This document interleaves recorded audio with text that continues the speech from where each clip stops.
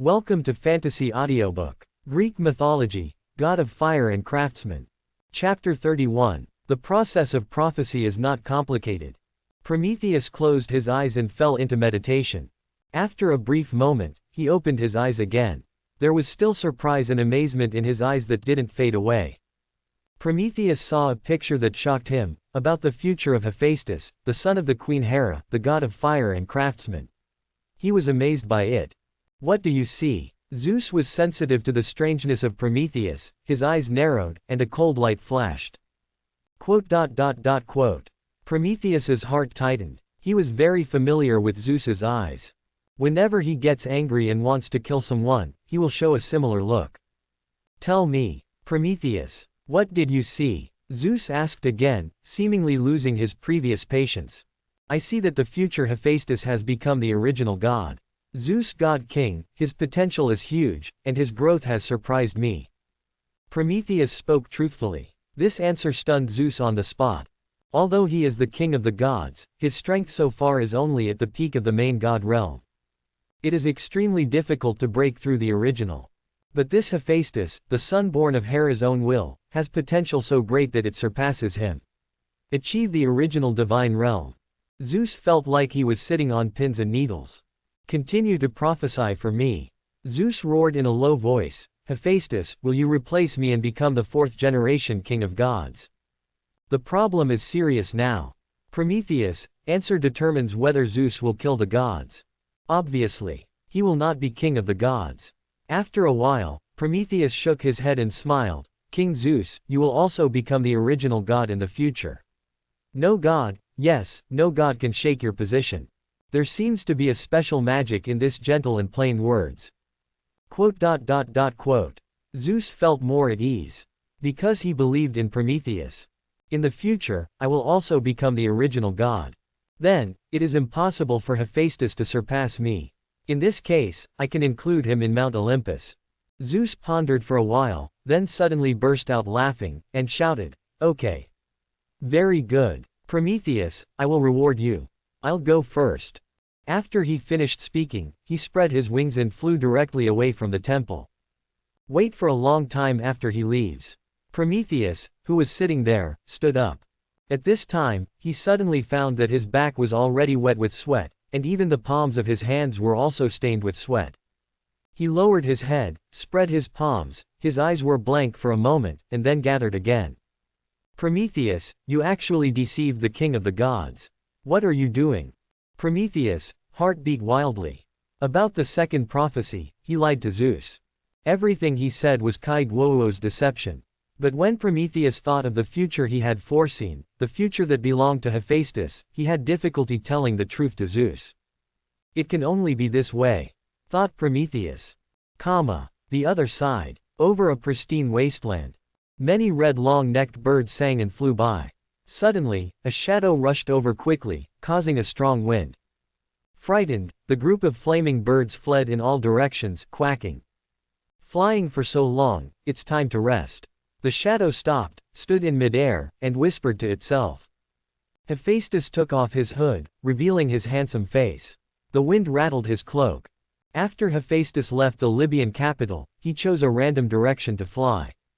We met several villages and towns on the way. Every time he passed by, he would stop to inquire about the news about Warcraft. But no clues have been found yet. Only by continuously forging more artifacts can my strength improve rapidly. Hephaestus thought to himself. He landed in front of a red fruit tree, stretched out his hand and picked one, summoned the water to wash it, and then put it in his mouth to chew. After chewing a few times, Hephaestus' mouth was full of sweet and slightly green juice. Zeus should be looking for me right now. Killed his clone and ruined his love affair. God Queen Hera is determined not to move. If you think about it, you can only vent your anger on me. Hephaestus sat by the tree, bored, thinking to himself, and after a while he gnawed the fruit down to a single pit. Just when he wanted to pick the second one, his complexion changed suddenly, and his body flew towards one direction like a cannonball. The next moment, boom, a blue thunderbolt fell from the sky. It is as thick as 10 trees. Directly destroy all the flowers, plants and trees within 100 feet around. There are also several terrifying cracks on the ground, which seem to be able to lead directly to the underworld where the dead return. The thunder dispersed. A figure appeared where Hephaestus had been. Behind it, a pair of huge eagle wings slowly closed. Say Sao Sao and Sao Sao will come. It's just bad luck. Hephaestus flew in midair, frowning greatly, clenched Thor's hammer in one hand and river god's sword in the other. He didn't expect that Zeus would find him so soon. I said, with those little things of yours, it can't hurt me. Hephaestus. At this time, joking words came from below. Hephaestus is not verbal. Behind him rose a golden flame that illuminated the heavens and the earth. The clouds and the earth are dyed the same color as gold. The temperature rose rapidly, and it seemed to be an extremely hot hell. Peak of the Lord God. Explode all the artifacts, and then use all the power to launch the fire of the sun, it should be able to stop it. The muscles of Hephaestus' whole body were tense like a fully drawn bow and arrow, and he was still thinking calmly in his heart. The gap between him and Zeus is too great. If you really do this, maybe you can exchange for one breath, or two breaths. He can take advantage of the time gap blocked by Zeus to escape from here. The chances of escape were slim, however, Hephaestus knew it well. But if necessary, he will give it a go without hesitation. Thoughts flashed. Hephaestus frowned, suddenly realizing something. Zeus doesn't seem to be serious about it. There's no killing intent either. What does he want to do? Hephaestus stared at the figure on the ground. I saw Zeus soaring up at this moment, standing on the same level as him. Junwei's brows were full of spirits, and he seemed a little happy. Seeing this, Hephaestus realized something, and slowly loosened his grip on Thor's hammer and river god's sword, and the golden flame behind him receded like a tide. King of the gods, what do you want to do? Is that right? Your little tricks can't hurt me, Hephaestus, you're very smart. Zeus said with a smile. Hephaestus didn't answer. Seeing this, Zeus knew that Hephaestus was still hostile, so he said, I know, there have been some conflicts between us, Hephaestus. But you don't have to be nervous, because I didn't come to kill you. On the contrary, I am very optimistic about you. Potential. So I hope you will return to Mount Olympus. This statement surprised Hephaestus. Optimistic about his potential. Back to Mount Olympus. So they came to win me over. This stallion is a bit of a hero. No wonder, he can secure the seat of the king of the gods. Hephaestus' eyes flickered. He understood what Zeus was thinking. What? Don't want to? Seeing that Hephaestus did not answer, Zeus flew to Hephaestus. The two are only an arm apart. Looking at each other, Zeus said again, as long as you enter Mount Olympus, I will make you one of the high-ranking main gods. How about it? Hephaestus, you should know how to choose what is more beneficial to you. Hephaestus looked directly at Zeus, and he could indeed read sincerity from his eyes. But Hephaestus was still reluctant. Mount Olympus is not a good place. The gods are intriguing and fighting each other, and the water is too deep. He's still just a high god now, and getting involved won't do him any favors. If he refuses, Zeus will probably settle the score with me for killing his avatar. Hephaestus knew he couldn't refuse. He didn't really have a choice. However, there is no room for maneuver here. God King Zeus, after all, I was born on Mount Olympus. Now that you have spoken in person, it's okay for me to return. Hephaestus said, however, before that, I have one condition. What conditions? Let's talk about it. Zeus listened carefully. I'm still young and I don't want to carry so much. I will join Mount Olympus when I become an adult. Hephaestus made his condition known. Zeus listened, pondered for a while, and readily agreed, with your potential, this day will come soon. Forget it, I will wait until you become an adult. Hephaestus also showed a warm smile, thank you. Ha ha ha. Speaking of which, Hephaestus, you are the son of Hera. This is called kissing and kissing. Zeus looked very satisfied. I came out in a hurry this time, and I didn't bring any gifts. The Thor hammer you forged with my avatar, just treat it as a welcome gift. He is the king of the gods, what a sinister vision. It was obvious at a glance that Thor's hammer was forged by himself. Hephaestus was about to speak. God King Zeus has already whipped up a hurricane and flew away from here. His majestic voice continued to echo in the air. Hephaestus, I will tell the world about this, and I will see you next time, when you return to Mount Olympus. We'll meet again next time, maybe I'm already stronger than you. Hephaestus put away his smile, and his expression became indifferent again. He knew what Zeus wanted to tell the world. Just to tie him to Mount Olympus with a rope. However, Hephaestus didn't care. With this period of time as a buffer, he has enough confidence to rise and become stronger. Even become stronger than Zeus. At that time, even the king of the gods can no longer force him to agree to anything. Strength is fundamental. Mount Olympus. Ghosts go there.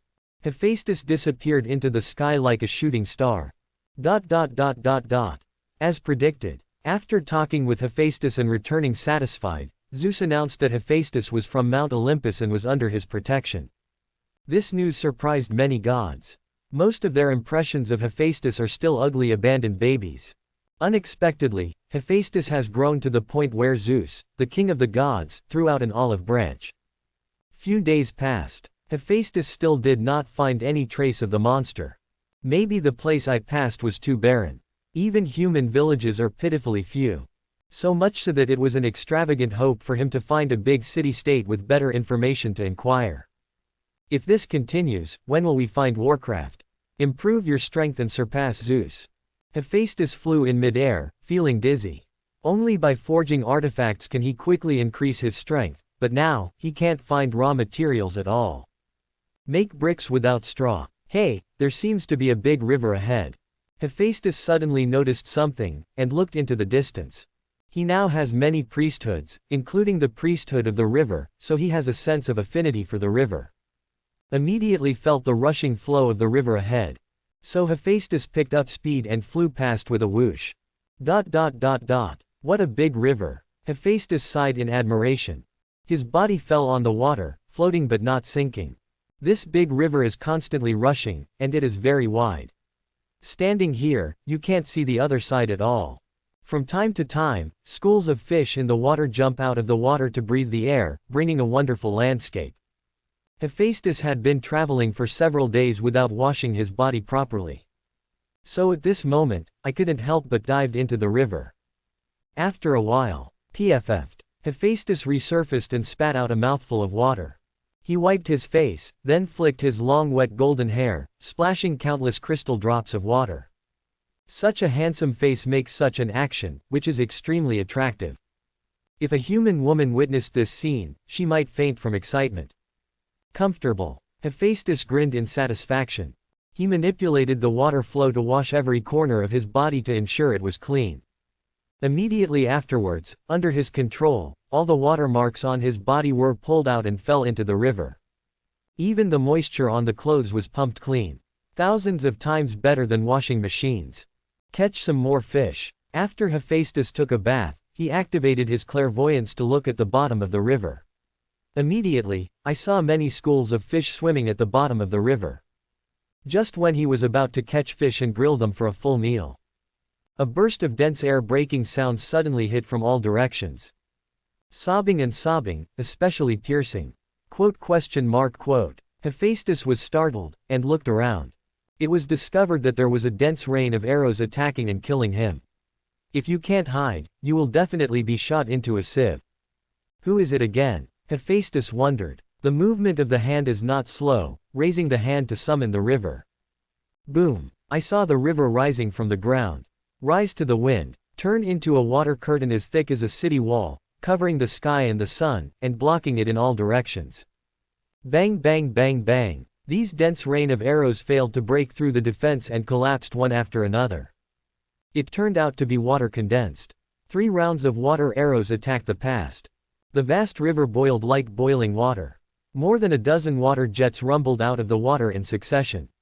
Rising to a height of several feet. There is a figure standing on each water column. Hephaestus glanced and found at least 17 or 18. Each of them is a god, and their strength is not weak. The leading god, with a mighty and majestic posture and a trident in his hand, is a powerful upper god, the most powerful of these gods. At this time, he held the trident, pointed at Hephaestus, and shouted angrily. You lowly fool! You have to pay the price of your life for your brutal actions. River god. So much at once. Hephaestus was surprised. It was too sudden that he could meet so many enemies while touching a fish, and he had never expected it. But the reason, Hephaestus probably guessed a thing or two. River god, Ikros. These river gods should all be brothers of Icarus, who came to seek revenge on him. However, Hephaestus did not mention it directly, but jokingly said, "You river gods, why did you come to me? I don't know you." As soon as he said this, many river gods glared at him. The mighty river god holding a trident roared angrily. "You don't know us, but we know you. Hephaestus, how dare you forge my brother into a bone sword? I, Zuxo, must kill you today. Avenge Icarus." Bone sword. Hephaestus thought. It turned out that it was the breath from the bone sword that allowed them to find me. After learning this, Hephaestus turned serious, and said seriously to the leader of the river god. "Your name is Zuxo, the leader, right? I will only tell you the following words. Icarus is because he doesn't know right from wrong, and wants to avenge the siren, and keeps chasing me, so I will get rid of him. If you are also oblivious to right and wrong, no matter who is behind you, I will not have any scruples, so I will kill you all." This seems too arrogant. But Hephaestus has this power. It might have been dangerous for him to face so many river gods before. But now his strength has skyrocketed, and he is not afraid at all. And, Hephaestus is more than willing to do so. These dozen river gods, or just a dozen artifacts. It is also a great opportunity to improve your strength. Ha ha ha ha, ha ha ha, I really don't know how to live or die. Brat, do you know what you're talking about? The scene was silent for a moment. The river gods looked at each other and burst out laughing, amused by Hephaestus' words. As soon as Zuxo laid hands, they stopped laughing immediately. Killing intent bloomed in Zuxo's eyes, and he said coldly, "Ekros did nothing wrong. Hephaestus, don't talk nonsense. You will die here today. The dignity of my ocean and rivers. Don't trample on it." Hearing the words, more than a dozen river gods immediately summoned their weapons. Murderous. The sword is on the verge of breaking out. Hephaestus snorted coldly with disdain, and there was a hint of excitement in his eyes. "Very good, Zuxo. I am very happy for your decision. Ikros, the river god. Including Zuxo, and the dozen or so river gods. All are gods of oceans and rivers, sons of Arnolds of OCE. OCE Arnolds is one of the 12 ancient titans with more than 6,000 children. But he is not a Zeus-like stallion, and this is all because his wife Thesis is too fertile. More than 6,000 children, naturally strong and weak. The river gods who came to revenge were all middle gods except for Zuxo, who was the upper god. For Hephaestus, it was simply vulnerable. With his mastery of many means, his strength can far exceed that of an ordinary high god. It's just a matter of minutes to torture these river gods. Kill. Zuxo glared and roared. Kill, kill, kill. The remaining 16 river gods roared in agreement. I saw that under the control of their divine power, huge waves of hundreds of feet rose from the huge river. Roll on Hephaestus. They stand above the huge waves, armed with bows and arrows, spears, tridents and other weapons, ready to besiege at any time. Zuxo was not stupid. He knew that since Hephaestus could kill Icarus, he must be a high god, so he brought 16 brothers to help out this time. Play more with less. They can definitely win. The current wave is just the beginning. You actually have no advantage in fighting on the water. Hephaestus sneered. He activated the magic of flying, soared into the air, and retreated to avoid the huge waves. Taste the taste of thunder. Hephaestus yelled loudly, and held up the superior artifact, Thor's hammer. Boom! But seeing the strong wind sweeping across the sky, the dark clouds rolled and condensed in an instant. Thunder and lightning. The incomparably violent thunder twisted together, like a python. They fell to the ground one after another. No more, no less. 17. Hephaestus now has the thunder priesthood. And there is also the thunder hammer, which is very terrifying to launch this blow. Seeing this scene, Jokesuo and many river gods were so frightened that their faces turned pale. My brain crashed on the spot. How could this god summon thunder? This is clearly the authority of Zeus, the king of the gods on Mount Olympus. No one can manipulate except God Queen Hera. What exactly is going on? Go. Kesuo knew that now was not the time to think about these things, so he roared immediately, engulfing the nearest brothers and sisters with divine power, and sprinted away to avoid them. The divine power in this thunder is far superior to him, and it cannot be resisted by force. Bang rumble. 17 thunderbolts struck down. Except for Zuxuo and the 4 river gods who escaped. All hit. He was hacked to death on the spot. Burnt black all over. Flesh torn. Even the huge waves of hundreds of feet were bombarded and returned to the river, surging. But because of the power of the thunder inside, after a while, dense fish corpses floated on the water waves. My artifact. Hephaestus saw the corpses of the river gods falling into the water, and went down the river for fear of being washed away by the water. Ever since, he hastily used his divine power to control the water flow, and fished up the corpses of the 12 river gods. Zuxo. We are no match for him at all. This person's strength is beyond our imagination. Let's go first. Zuxo. If you don't go, it will be too late. Seeing that Hephaestus could not help but control the thunder and control the river, Zuo's eyes widened. Although he couldn't understand what Hephaestus was. But he knew that he and these brothers and sisters were not rivals. This moment. This is the situation. Zuxo finally understood what Hephaestus had said earlier. Several brothers and sisters urged like a cannonball in panic, and Kesuo also reacted, and forced out a word from his teeth. Escape. The voice did not fall. They escaped from here quickly. Like an arrow leaving the string, it disappeared into the river in the blink of an eye and disappeared without a trace. But, how could Hephaestus allow these humanoid artifacts to escape? The flying magic is fully launched. Dive into the water. His speed was unbelievably fast, and his body split the entire giant river in two, exposing the riverbed at the bottom. The escaped Zuxuo and his party also showed their figures. With a flash, Hephaestus stopped in front of them. Zuxuo, you did a good trick of rubbing oil on the soles of your feet. What about the arrogance just now? Huh? As Hephaestus said, he raised his hand and blasted out a large piece of sun fire, which turned into a cage, enveloping Zuxo and the others inside. The golden flame exudes a terrifying temperature. The surrounding rivers were ignited and quickly evaporated. Kesuo and the others had to stop their movements. They all had a hunch that as long as they touched a little bit of this kind of flame, they would definitely be burned to scum. Kesuo broke out in a cold sweat, fixed his eyes on the blonde boy not far away, fell silent for a moment, and said in a trembling voice. Our father is Hephaestus, the god of oceans and rivers. Kill us, and you won't survive. Let us go, okay. We can talk slowly. There's no need to be so extreme. Hephaestus. Zuxo, I didn't expect you to be so stupid. Hephaestus shrugged. You actually think that there is still something to talk about? The answer is obvious, no. I have given you a chance to choose. No, Lord Hephaestus. We were forced to come here. Don't kill us. Yeah. If you want to kill him, kill Zuxo. It's all his fault. The 2 river gods couldn't bear the fear, and cried out for mercy. You, shameless. Kesuo couldn't believe it when he heard it, and blushed and cursed. Not to be outdone, the river gods immediately quarreled with Kesuo. It's noisy. Hephaestus frowned, pulled out the river god sword, and threw it forward. Who? The Mori-bone sword, which left a series of afterimages, pierced through their bodies. The violent divine power destroys all vitality in their bodies. Zuxuo and the other river gods all stared wide-eyed and died completely. The water flow engulfed the corpses of the river gods such as Zuxo like a python.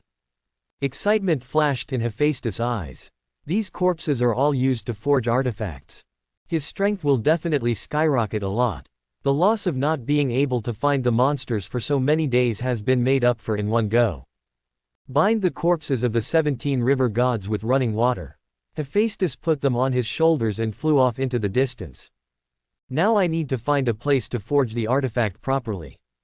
Fly for a while. Come to the virgin forest surrounded by mountains. Hephaestus found a secluded cave here, threw all the corpses on the ground, stopped the water, and spewed flames from his palms. Boom boom boom. The scarlet flames devoured the corpses of these river gods. A smell of burnt flesh wafted out. Hephaestus is refining all their flesh and bones, peeling off the cocoons, removing the dross and extracting the essence. Half an hour passed. In front of Hephaestus, clumps of corpse essence appeared. Each group exudes a majestic breath. The weapon that symbolizes the power of the sea is the trident. Let's forge a trident with the corpse essence of the only high god, Zuxo. Hephaestus thought to himself, and immediately started to act. As his strength improved, his forging skills became more and more proficient and meticulous. It only took a quarter of an hour to forge a high-level artifact. When the scarlet flames faded, Hephaestus had a trident as white as jade in his hand. No flaws at all.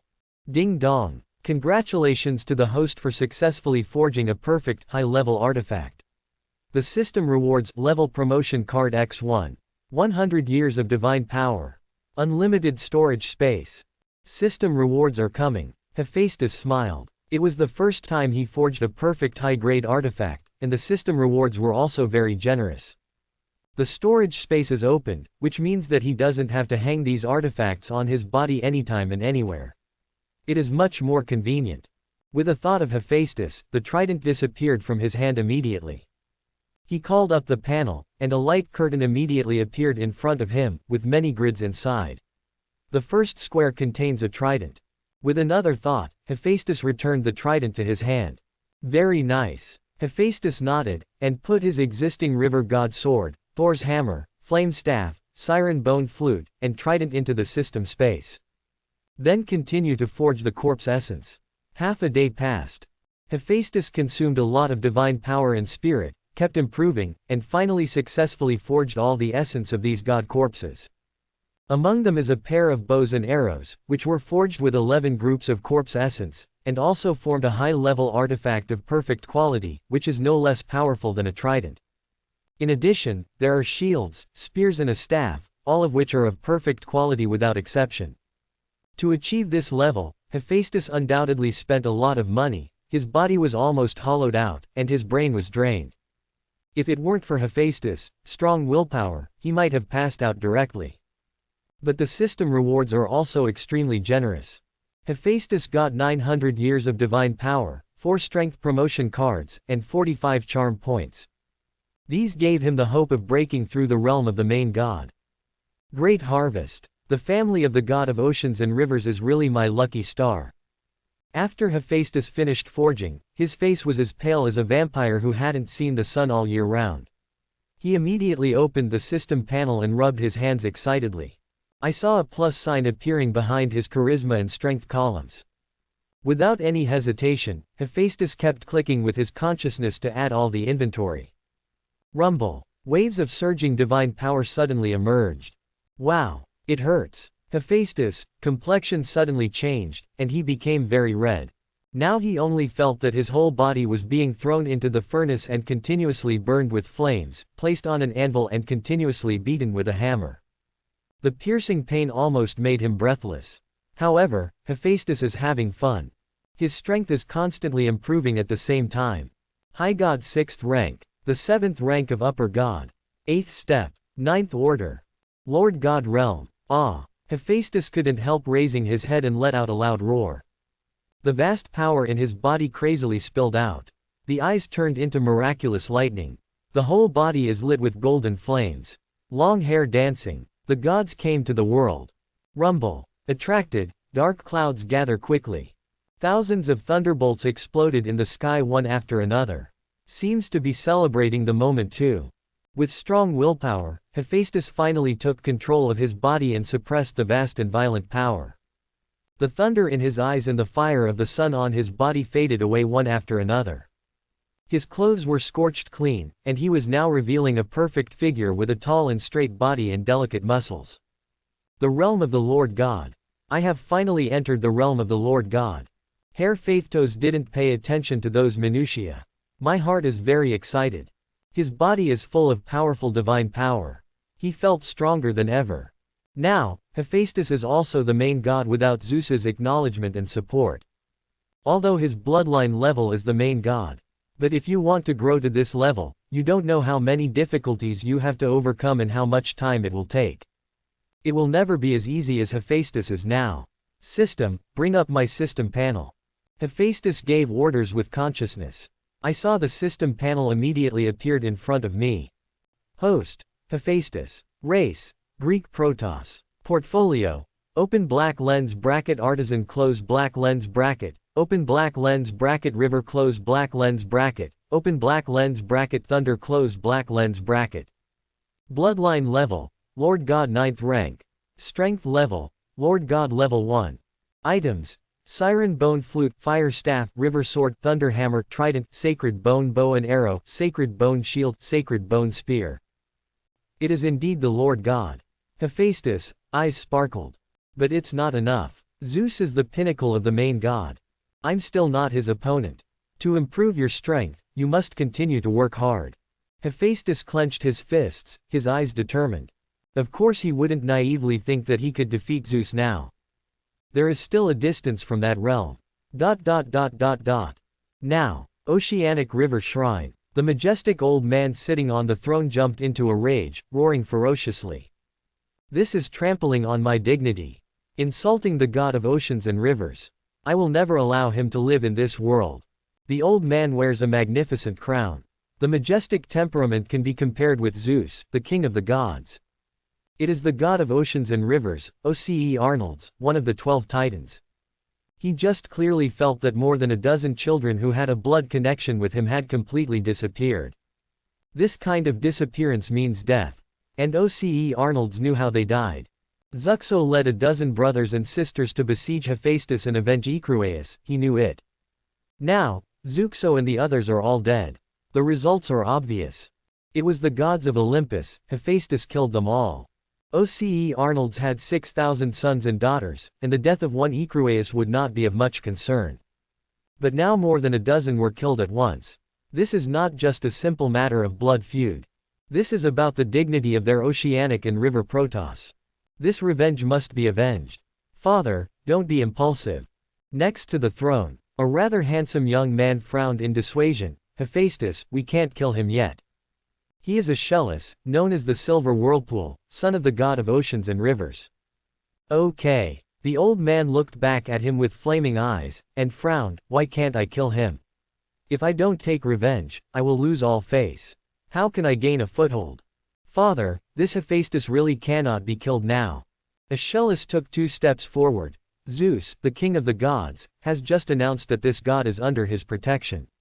You went to kill him in a blink of an eye. Isn't this obviously slapping Zeus in the face? Zeus is absolutely impossible to bear this tone. When the time comes, the gods of Mount Olympus will definitely lead the gods of Mount Olympus to declare war on us.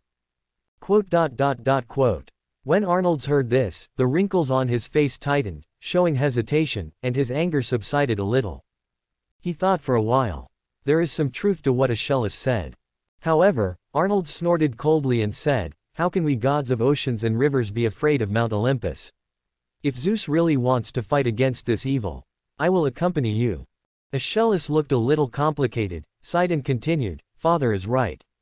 Our oceanic and river gods are not afraid of Zeus. But now Poseidon, the emperor of the sea, married Amphitrite and became self-reliant. The portal is dedicated to fighting against our ocean gods. He is now wishing for us to fight Zeus. It will attack us from both sides. If we really fight, we will definitely not be able to please think twice. These words made Arnold's heart skip a beat. He was too angry just now, but he didn't think of this.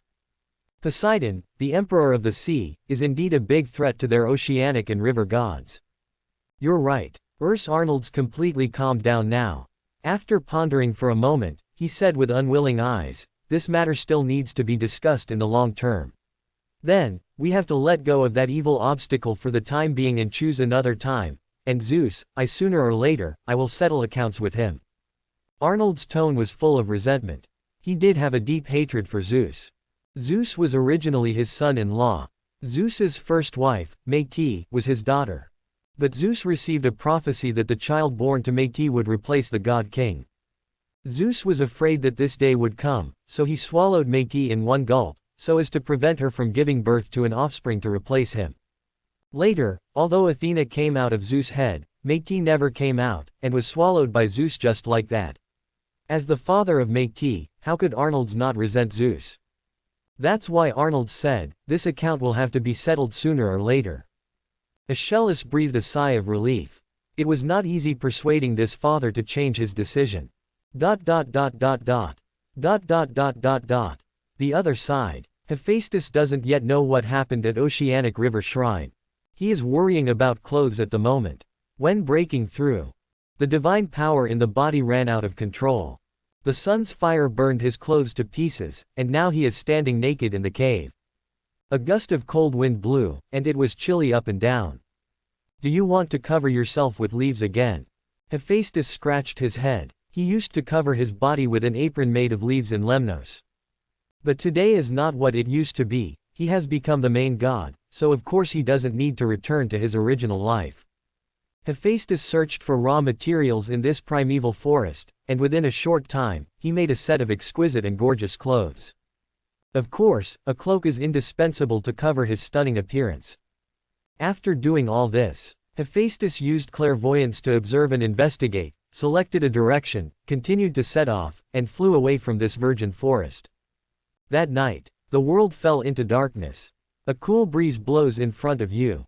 Her faith's hood was blown off, revealing a handsome face, and the flames surged, adding an evil charm to him.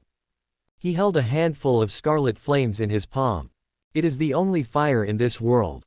There's a village ahead. Hephaestus walked through the air, muttering to himself.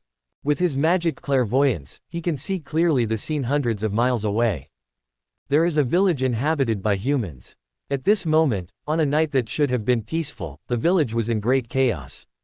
A group of adult men are holding wooden sticks and stone-polished weapons to drive away a group of hungry wolves. Vicious packs of wolves are scattered in the darkness. Pairs of bloodthirsty eyes exude a creepy oily green. They choose to devour people, and they keep trying to attack humans, slowly approaching. In this group of humans, facing a pack of wolves that is more than double the number of our own, we can only be forced to defend, constantly shrinking the defensive range. Most of them were so frightened that their legs went limp and their bodies trembled. Their eyesight at night is not as good as that of wild animals. And the weapons are quite rough and tattered. It is difficult to kill these beasts. If the wolves did pounce, they would most likely be bitten through the throat. But even so they cannot escape. Because there are women and children behind them, they have to defend their families. In a world without fire, human beings are so vulnerable. Hephaestus' eyes flickered. Along the way, he has seen many villages, where life is very difficult. Because there is no fire, most of them drink blood like savages. Those with better conditions eat fruits, but the food is very poor. And without fire, there is no way to forge iron and bronze. Weapons are basically made of wood or stone. When fighting against wild beasts, they are easy to break and are injured by wild beasts instead. Even the capital of Libya, the great city-state that Hephaestus visited, had weapons made of wood. The only tip of the spear is a sharpened stone. As for these villagers living in the wilderness, the quality of life can be imagined. As long as night falls, they must be on guard against the invasion of wild animals at all times. Prometheus hasn't stolen fire yet. According to the myths I know, it seems that after I became the main god on Mount Olympus, Prometheus went to steal the fire. Hephaestus thought to himself, walking non-stop. Because there is one more thing he needs to do. Hephaestus dodges and disappears in place. When it reappeared, it was already above the village. Boom! He moved with divine power. A huge flame suddenly rose up. Shine this land with a radius of hundreds of miles like daylight. Ah! The wolves were suddenly frightened, fled in a panic, and soon disappeared. This group of humans looked up in fear and surprise. Meet Hephaestus standing in midair. God, it's Vulcan. Kneel down and pray. The villagers, regardless of men, women, old or young, fell to their knees and kowtowed excitedly. There were also some women with tears in their eyes, kowtowed and prayed. Great Vulcan, please give us fire. Protect us from being invaded by wild beasts. Gods have mercy. Gods have mercy. Face their prayers. A ripple appeared in Hephaestus' eyes, but he did not respond, but retracted the flame. Although he was promoted to the main god, he was still far from defeating Zeus. So he can't give fire to the world and do things that offend Zeus. He is not Prometheus. However, when he becomes stronger, it will be another matter. Strengthen your houses and build more wooden fences to keep out wild animals. Try not to come out at night. Flame. You will have it in the future, it won't be long, I promise. Hephaestus said. He took up his hood and stepped away from here. If he didn't really become stronger, he bestowed the fire on Earth, and he would end up just like Prometheus in the myth. God. Don't go. Great Vulcan, please give me fire. The villagers raced to chase the firelight in midair. But Hephaestus disappeared into the sky in an instant. The flames that illuminated the night also faded away. The biting cold wind was blowing, and the villagers were all shivering in fear, and hurriedly hid inside their houses, hiding in the despairing darkness. Hephaestus did not go far. He found a cave in the mountains not far from the village and lived there. The fire dispelled the damp and darkness in the cave. Hephaestus sat quietly by the fire, lost in thought. Hephaestus. Suddenly, a voice came from the darkness. Hephaestus focused his eyes, stabbed fiercely where the voice came from, and said, "Who?" "It's your friend, Hephaestus, don't be nervous." There were rustling footsteps in the darkness. Not long. A man came to the cave entrance. He has bright eyes, a bushy beard growing on his cheeks and chin, and he wears a loose robe that reveals half of his shoulders. Feet are bare. It was Prometheus, but he looked entirely like a powerless mortal. "I'll give you 3 breaths, I don't know why you came here. I will keep you out of this cave." Hephaestus said lightly, his eyes flashed the faint blue thunder. "My name is Prometheus. You must have heard my name. I came to you to make a good relationship," said Prometheus. He smiled, and didn't care about Hephaestus' murderous threat, and walked directly to the fire and sat down. Prometheus. Hephaestus was taken aback. Isn't this guy in Mount Olympus? Why did he come to the world to find him? He doesn't know the Titans. Don't question it, Hephaestus. Prometheus sat next to him very casually. I want to talk to you. But before that, I want to remind you that it is best not to use the power of thunder. It will bring you disaster. ... The scene fell silent. After a few breaths, the thunder in Hephaestus' eyes was still bright. It is impossible for him to relax his guard just because of a few words. You must know that the thunder belongs to Zeus' authority. It is his reliance over the gods. If you let him know that you also have the power of thunder, believe me, Hephaestus, he will kill you without hesitation. Seeing this, Prometheus said solemnly, "Now, should you have a good talk with me?" Thank you for the reminder, Prometheus, but you must tell me your real purpose. Otherwise, I can't talk to you. Hephaestus stood up slowly. He knew that what Prometheus said was true. Therefore, if Prometheus' purpose is not pure, and he is an enemy rather than a friend, he must kill the opponent. But Hephaestus believes that this god who will suffer for mankind is not bad. That said, today's conversation shouldn't be too bad. But he still needs to know the real purpose of the other party, which is the basis of the conversation. Sit down, Hephaestus, and listen to me, of course I will tell you. Prometheus smiled. ... Hephaestus sat down again. Do you know what Zeus did before he went to recruit you? Prometheus asked. ... He came to me. Let me prophesy something. Yes, about you. Prometheus calmed down and said. Zeus asked me to predict your potential. I saw your future and would become the original god. I told Zeus truthfully what I saw. So Zeus asked me to continue prophesying whether you will replace him, die him, so I prophesied again and told him that you will not pose a threat to him. He will also become the original god, continue to lead the gods, and serve as the king of the gods. ... Hephaestus frowned. He was very surprised by these words. It turned out that Zeus had done such a thing before recruiting him. The original god. Hephaestus frowned. So, if Zeus thinks I will threaten him, he will kill him. His thoughts flashed and he quickly digested the information. At the same time, he thought to himself, if this is really the case, why did Prometheus come to him? Suddenly, the light of wisdom flashed across Hephaestus' eyes, and he whispered to the man beside him, You lied to Zeus, right? Prometheus. You are very clever, Hephaestus. Prometheus nodded unsurprisingly, with complicated eyes. I see you in the future, powerful and benevolent. You will be a better ruler than Zeus, so I can't just sit and watch him kill you. I deceived Zeus. In the future, you will be far more powerful than Zeus, and he will not become the original god. ... Hephaestus fell silent. If all this is true, then Prometheus is equivalent to saving his life. Of course, I still have a little selfishness. Prometheus said, Hephaestus, during your travels in the world, you must have witnessed the dire situation of human beings. Without fire, they are still drinking blood like wild beasts, and they don't even have the ability to protect themselves. So, I want to give tinder to humans. But in the future I foresee, Zeus does not agree with my proposal. So this project, Hephaestus, requires the two of us to do it secretly. Quote. Prometheus looked a little excited. In fact, he already had the idea of stealing fire. But he never made up his mind. Because he knew that Zeus would definitely punish him. It will even ruthlessly take back the fire, not to allow humans to enjoy the rights of gods. Although he is also in the main god realm, he is not the opponent of Zeus at all, and cannot interfere with all this.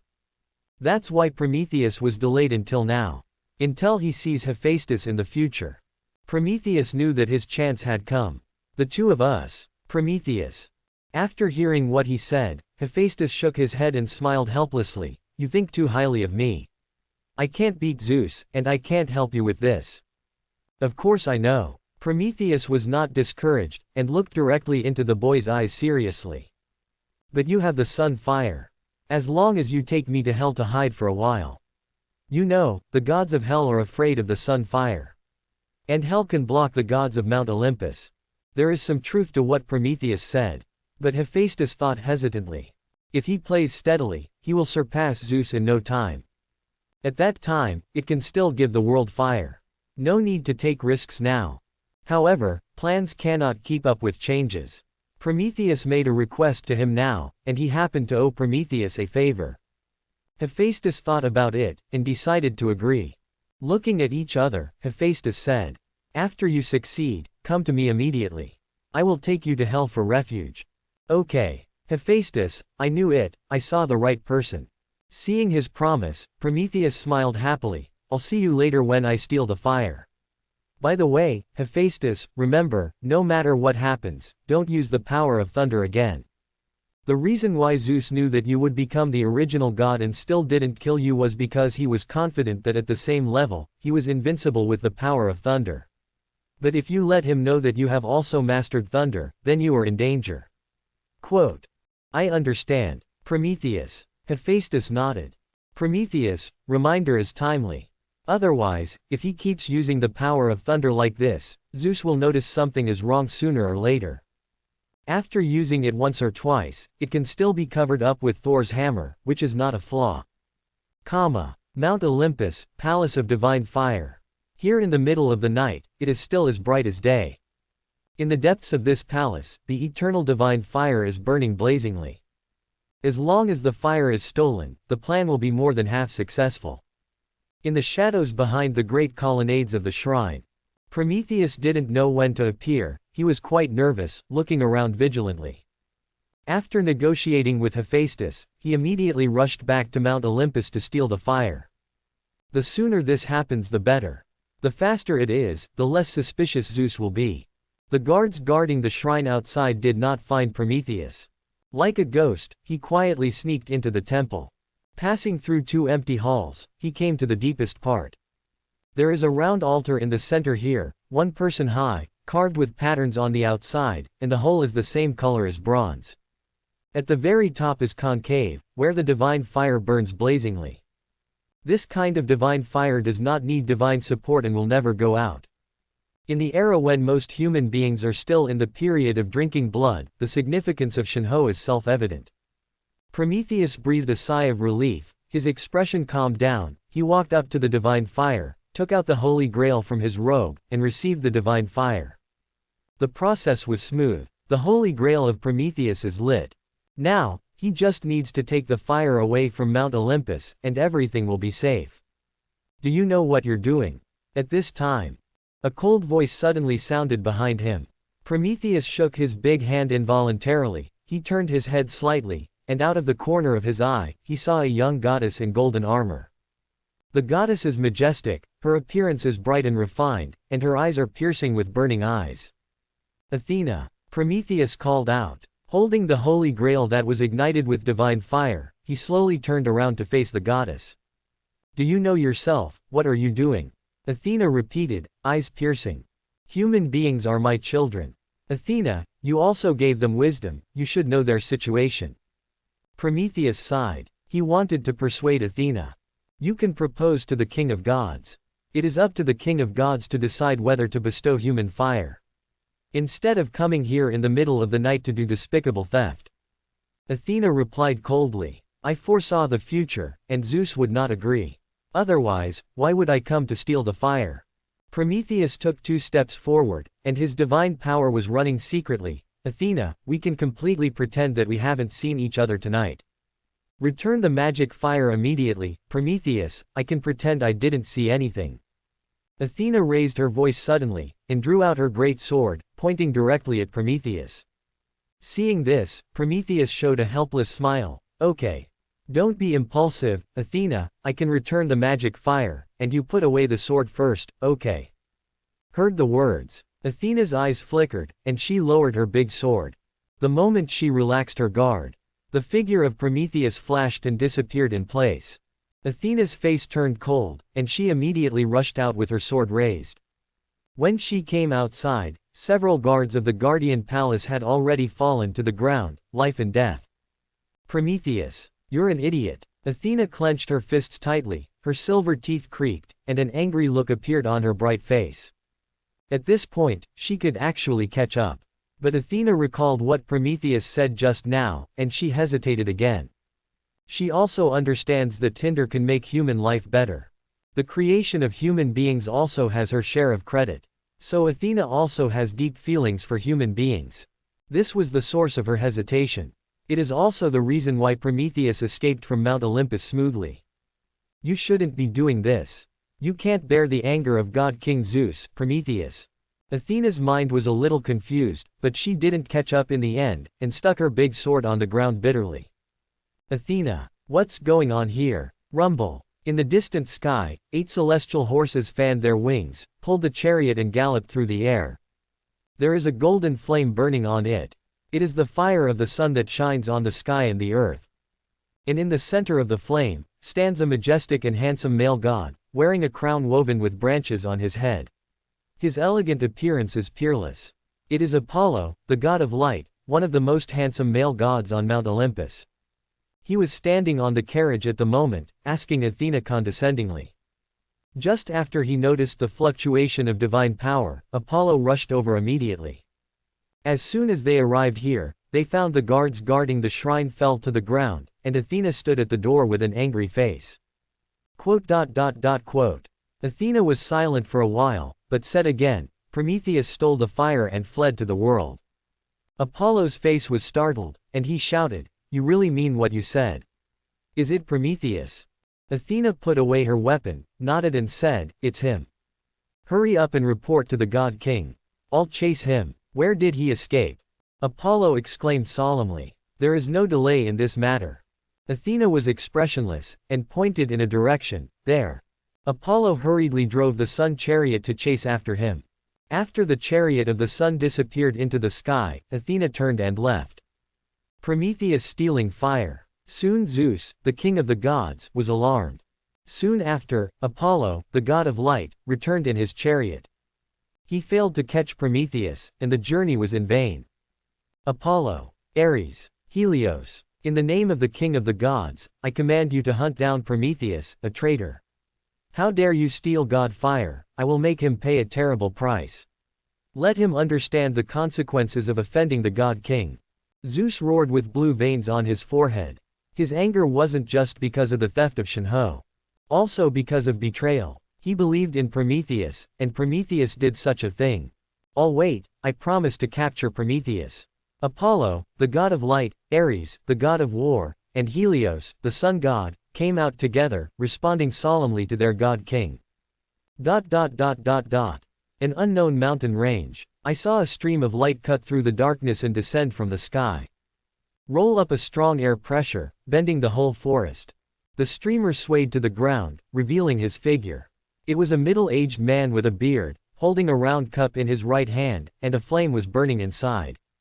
It was Prometheus. It seems you succeeded, Prometheus. Hephaestus, sitting on a rock roasting a hare, glanced up and smiled. The hare in his hand has been coated with a layer of honey, and it has been roasted until it is charred on the outside and tender on the inside. The stealing of fire was successful, but the result was terrible. I was discovered by Athena. Now Zeus should have ordered the gods to arrest me. That is to say, for safety reasons, we must immediately distribute the fire and flee to the underworld. Quote. Prometheus came with a magic fire in his hand. Right now, his whole body seems to be shrouded in light, which looks very sacred. When Hephaestus heard this, his eyes turned golden. He looked around and said, "Don't be so nervous. No one has come after you yet. You will get half of the roasted rabbit." Hephaestus, cried Prometheus, frowning. Hephaestus divides the roasted rabbit into 2 portions. Poked one of them directly in front of him. Prometheus twitched his nostrils a few times and found that this thing was very fragrant. So he looked at Hephaestus and looked around. "Are you sure?" "Nonsense." Prometheus took the rabbit meat, opened his mouth and took a big bite. His mouth was filled with fragrance, and the meat juice overflowed. He is a god and rarely eats food. So Hephaestus, the roasted rabbit, directly captured his taste buds, and he devoured the half-roasted rabbit in 3 or 5 mouthfuls. At this time, Hephaestus also finished his share, and used the priesthood of the river god to call out water to wash his hands, and said, "It's time for us to act. Prometheus, you should know the way to the underworld, right?" Prometheus was a little bit unfinished, smacking his lips and said, "If human beings have fire, they can also eat such delicious food." He wiped his mouth and got serious. "Of course, Hephaestus, the underworld is very dangerous. Although you have the sun god fire, don't take it lightly. On the way to the underworld, you must follow my instructions." Hephaestus raised his eyebrows, indicating that there was no problem, and then picked up the Holy Grail beside Prometheus to look at it. The never-extinguishing divine fire was clearly reflected in his eyes, surging continuously. Hephaestus could feel the power contained within. Very huge and vast. Before that, give fire to humans first. Hephaestus was quite excited. The darkness of the human world will be completely illuminated tonight. Soon, Prometheus and Hephaestus split up to distribute fire to humans. This night, in the deep and boundless darkness of the world, raise clusters of flames that will never be extinguished. And the cheers of human beings resounded through every corner of the earth. Do it all. Hephaestus and Prometheus are in a good mood. After human beings have fire, the quality of life and the speed of development and progress will be greatly improved, and they will no longer have to drink blood and be afraid of darkness and beasts. However, the 2 of them could not watch this scene happen. They also have to go to the underworld to take refuge. Zeus must have been furious and sent someone to arrest Prometheus.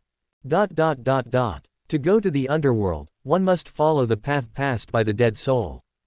First of all, the first stop is Erebus. As far as Hephaestus knew, Erebus was part of the underworld. Located between the earth and the underworld, it is the place where the dead first pass. Hephaestus, remember, don't talk or light fire in Erebus, or you will disturb Erebus and bring disaster to us. This is what Prometheus ordered before entering Erebus. After entering, Hephaestus understood why there was a rule not to light the fire. It's too dark in here. Almost pitch black. If they were not gods, they would be almost blind here. Erebos, the primordial god. According to Prometheus' prophecy, I will also be able to reach the original god in the future. The premise is that I can forge enough artifacts. In the dark, Hephaestus and Prometheus walk side by side. Hephaestus kept thinking, Erebos is an ancient and powerful god, born of the chaos god Chaos, a powerful primordial god, the incarnation of darkness. He is also the ruler of this dark kingdom. If this one is alarmed, neither of them can escape. Along the way, Hephaestus saw many ghosts passing by. They were in a daze, as if they were summoned, and they seemed to follow their instincts, passing through this dark country, and rushing to a deeper underworld. I don't know how long I walked. Hephaestus and Prometheus have finally come to the end of darkness. Here is a large garden full of black poplars and coconut trees. A breeze blew by. There was a faint smell of decaying blood coming from inside. Moreover, there seemed to be dark shadows moving inside. In this dead silent and terrifying dark environment, it was extremely creepy. Quote. Prometheus looked at Hephaestus and pointed forward. We go through here. Of course Hephaestus understood. The two stepped into the garden in 3 steps and 5 steps. The Garden of Persephone at the Gates of Hell. Chapter 41. Among the poplar and coconut groves, several ghostly shadows flashed across, accompanied by the sound of dripping liquid dripping on the ground. They seemed to be surrounded by many monsters. Hephaestus and Prometheus walked as usual. None of them had emotions of fear and terror. Both of them are main gods. Nothing could hurt them here but Erebus, the Lord of Darkness. It stands to reason that this is already the territory of the underworld, and Erebus's perception should not be too sensitive. Hephaestus thought to himself, right now, roar. Suddenly, a black shadow came from the dense forest. The faint light revealed that this black shadow was a monster with a one-horned scorpion tail, layers of sharp teeth continuously oozing mucus, and when it opened its mouth to roar, it brought out a foul-smelling wind. Hephaestus flicked a look away. Boom! I saw that the monster exploded in midair and fell apart. The stinky green liquid exploded and splattered. This kind of monster is only about the level of the siren, and it has no threat at all. Hephaestus can be killed by a simple wave of divine power. Ho ho ho ho. This one monster dies. More monsters sprang out from the dense forest. They turned into black shadows at a very fast speed, and attacked the two of them from all directions. Hephaestus raised his palm and swung it with divine power.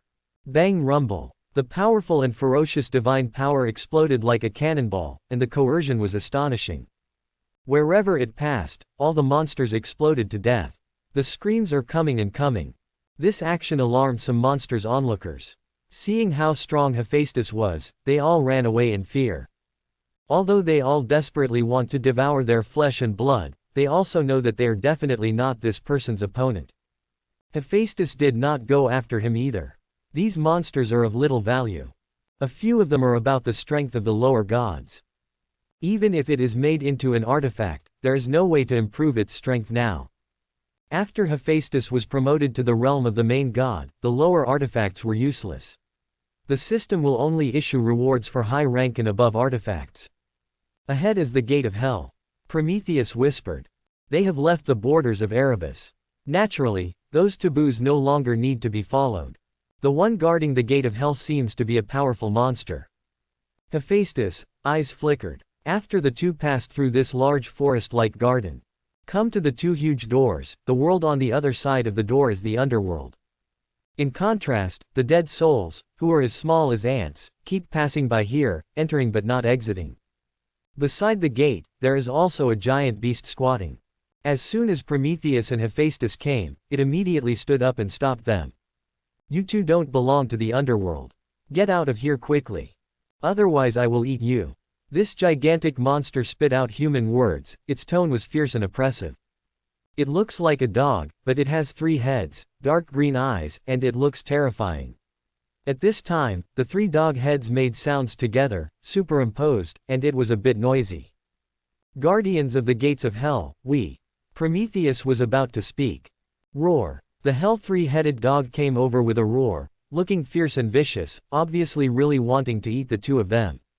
It is the realm of the high god Peak, and its strength is very fierce.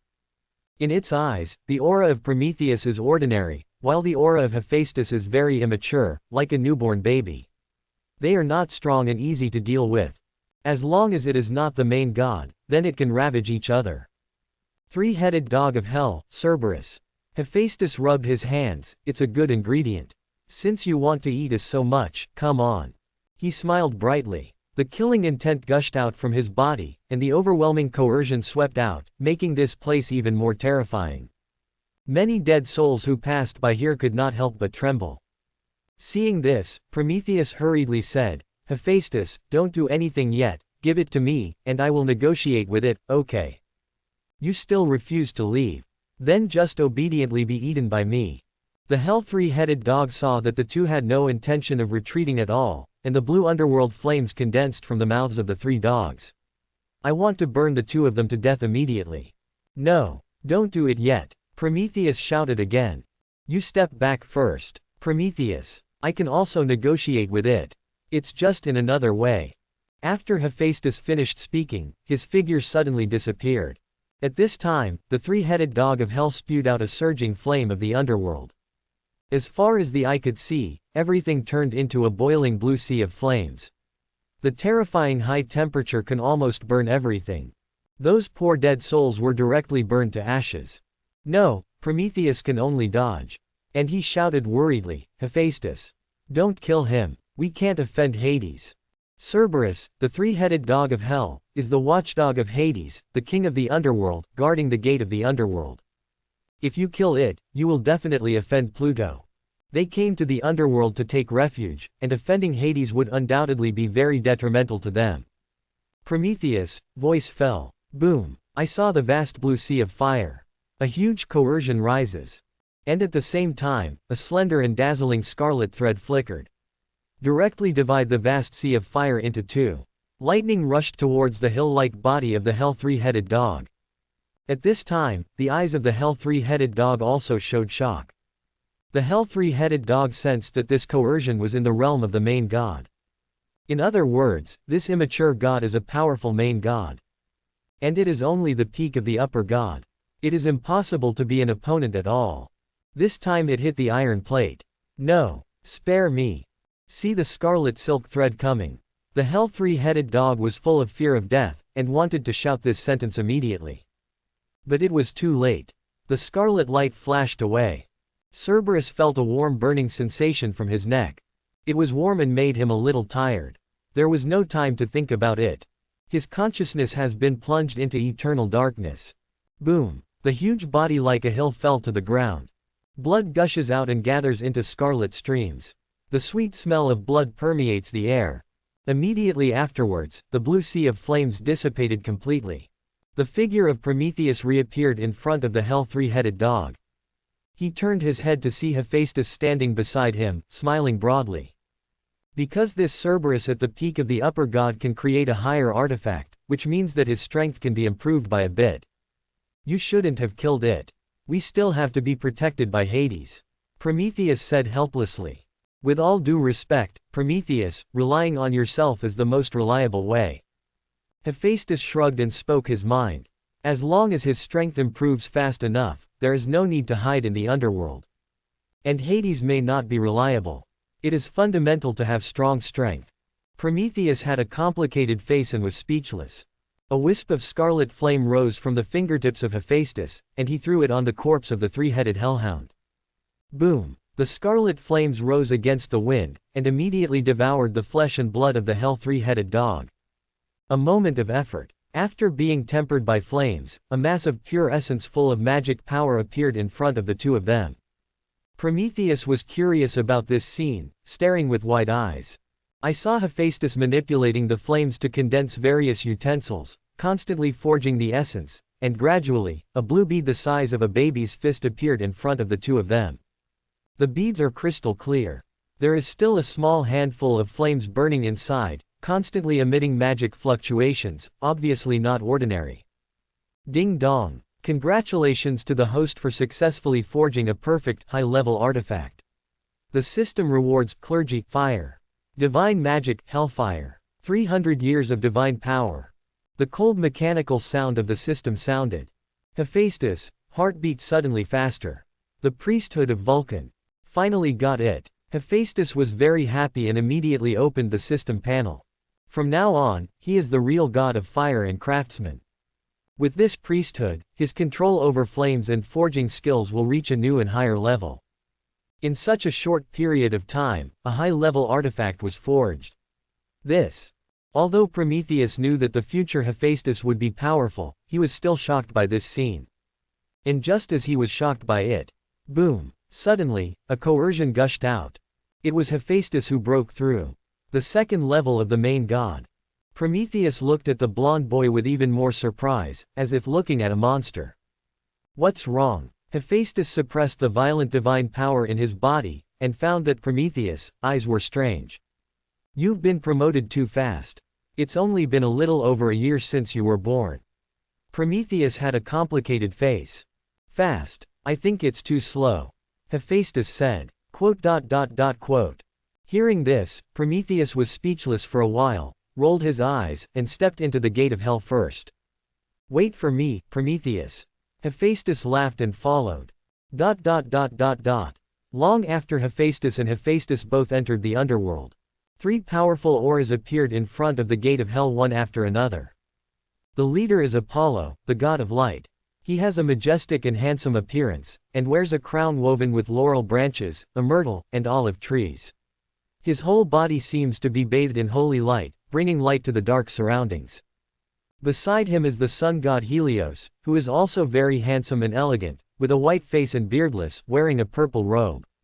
At this moment, he put his hands in his big sleeves and said nothing. Standing on the far right is Ares, the god of war. He was the burliest of the 3, with a fierce appearance, wearing armor and a helmet with feathers, and his whole body seemed to be emitting a thick bloody smell.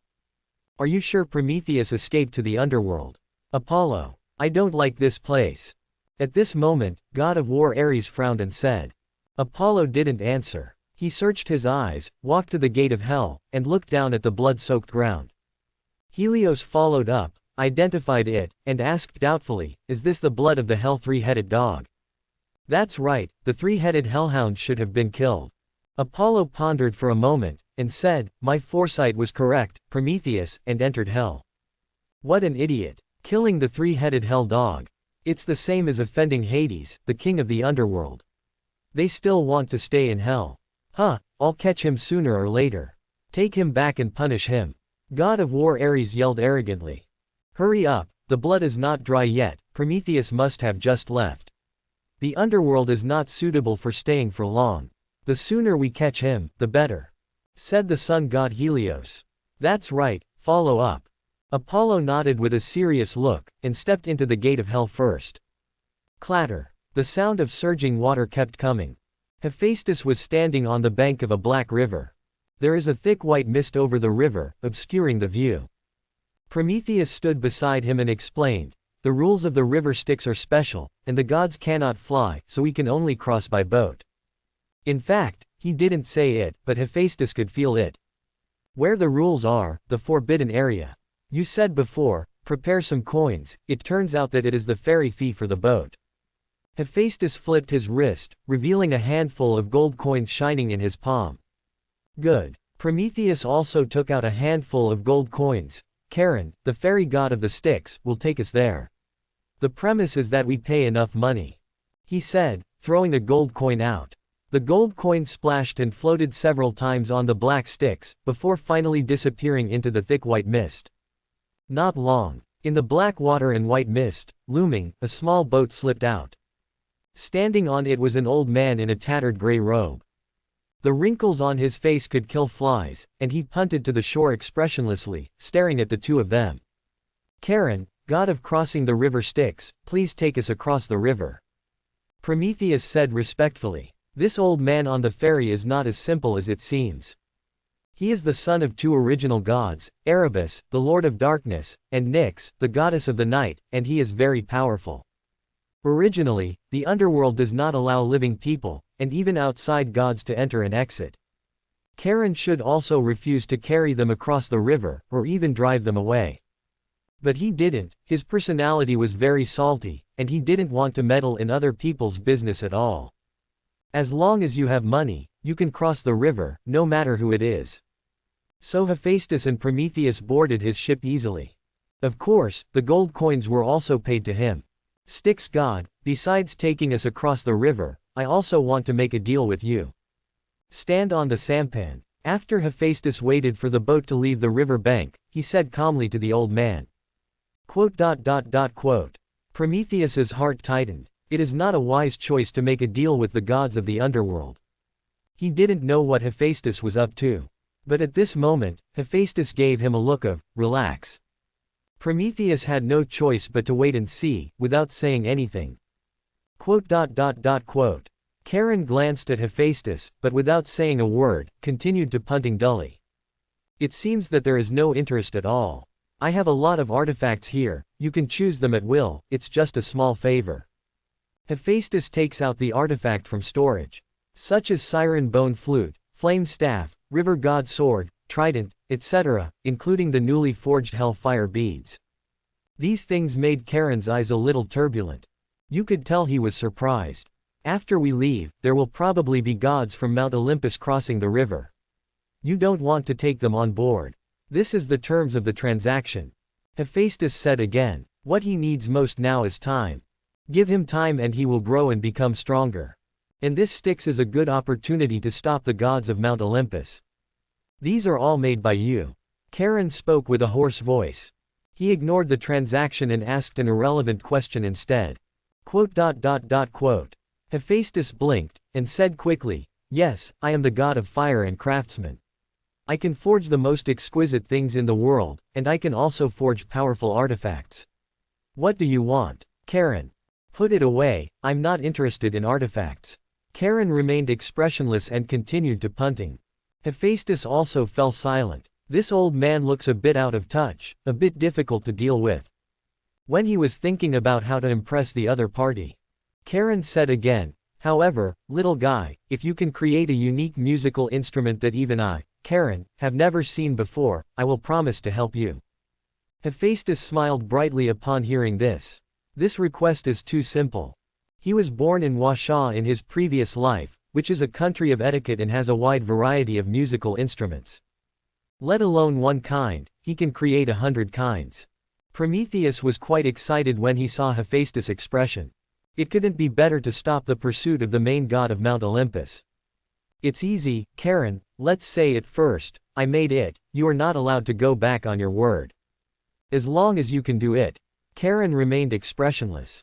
Good deal. Hephaestus put away all the artifacts, leaving only a shield forged from the bone of the river god. He is going to be an Arhu. Because he felt that Charon's face of bitterness and hatred was very suitable for playing Kuan Yingyu. And this divine bone shield is the raw material for making Arhu. Arhu is also called Hukan. It consists of piano tube, piano skin, piano rod, piano head, piano shaft, jack, bridge, bow, strings and other parts. Except for the vibrating membrane, that is, the violin skin and strings, which need to find other materials, the entire violin body can be forged from Hessian bone. First step. It is to melt the shield with fire and shape it. After Hephaestus received the priesthood of fire, his control over the fire was already supernatural. In the scarlet flames, concertina tubes, long piano bars, and piano bows took shape one after another. There is no need to forge with foreign objects at all. This kind of skill made both Charon and Prometheus feel fresh, staring intently. Can you get a boa constrictor? Suddenly, Hephaestus raised his head and asked Charon. Python, what do you do? Charon asked. As you can see, make instruments you've never seen before, said Hephaestus. Silently, Charon held out a finger. A large drop of blood fell. When it landed on the sampan, it instantly turned into a huge python. Hephaestus didn't say much, and cut off a piece of skin from the boa constrictor with a strand of fire. The boa constrictor was in pain, and with a howl, it was about to bite the blonde boy who cut its skin. Hephaestus didn't lift his eyelids, and said lightly, "It's useless." In the next moment, Charon opened his mouth and swallowed the python. After a while, the scarlet flames went out. A hukan made of python skin appeared in the hands of Hephaestus. Only the strings are missing now. Hephaestus controls his own hair to grow longer, and the thickness is appropriate, and then pulls out a few to make strings. A few minutes later, an Arhu is made, snow-white piano body, python-skinned piano tube, and golden strings. Both Charon and Prometheus were fascinated.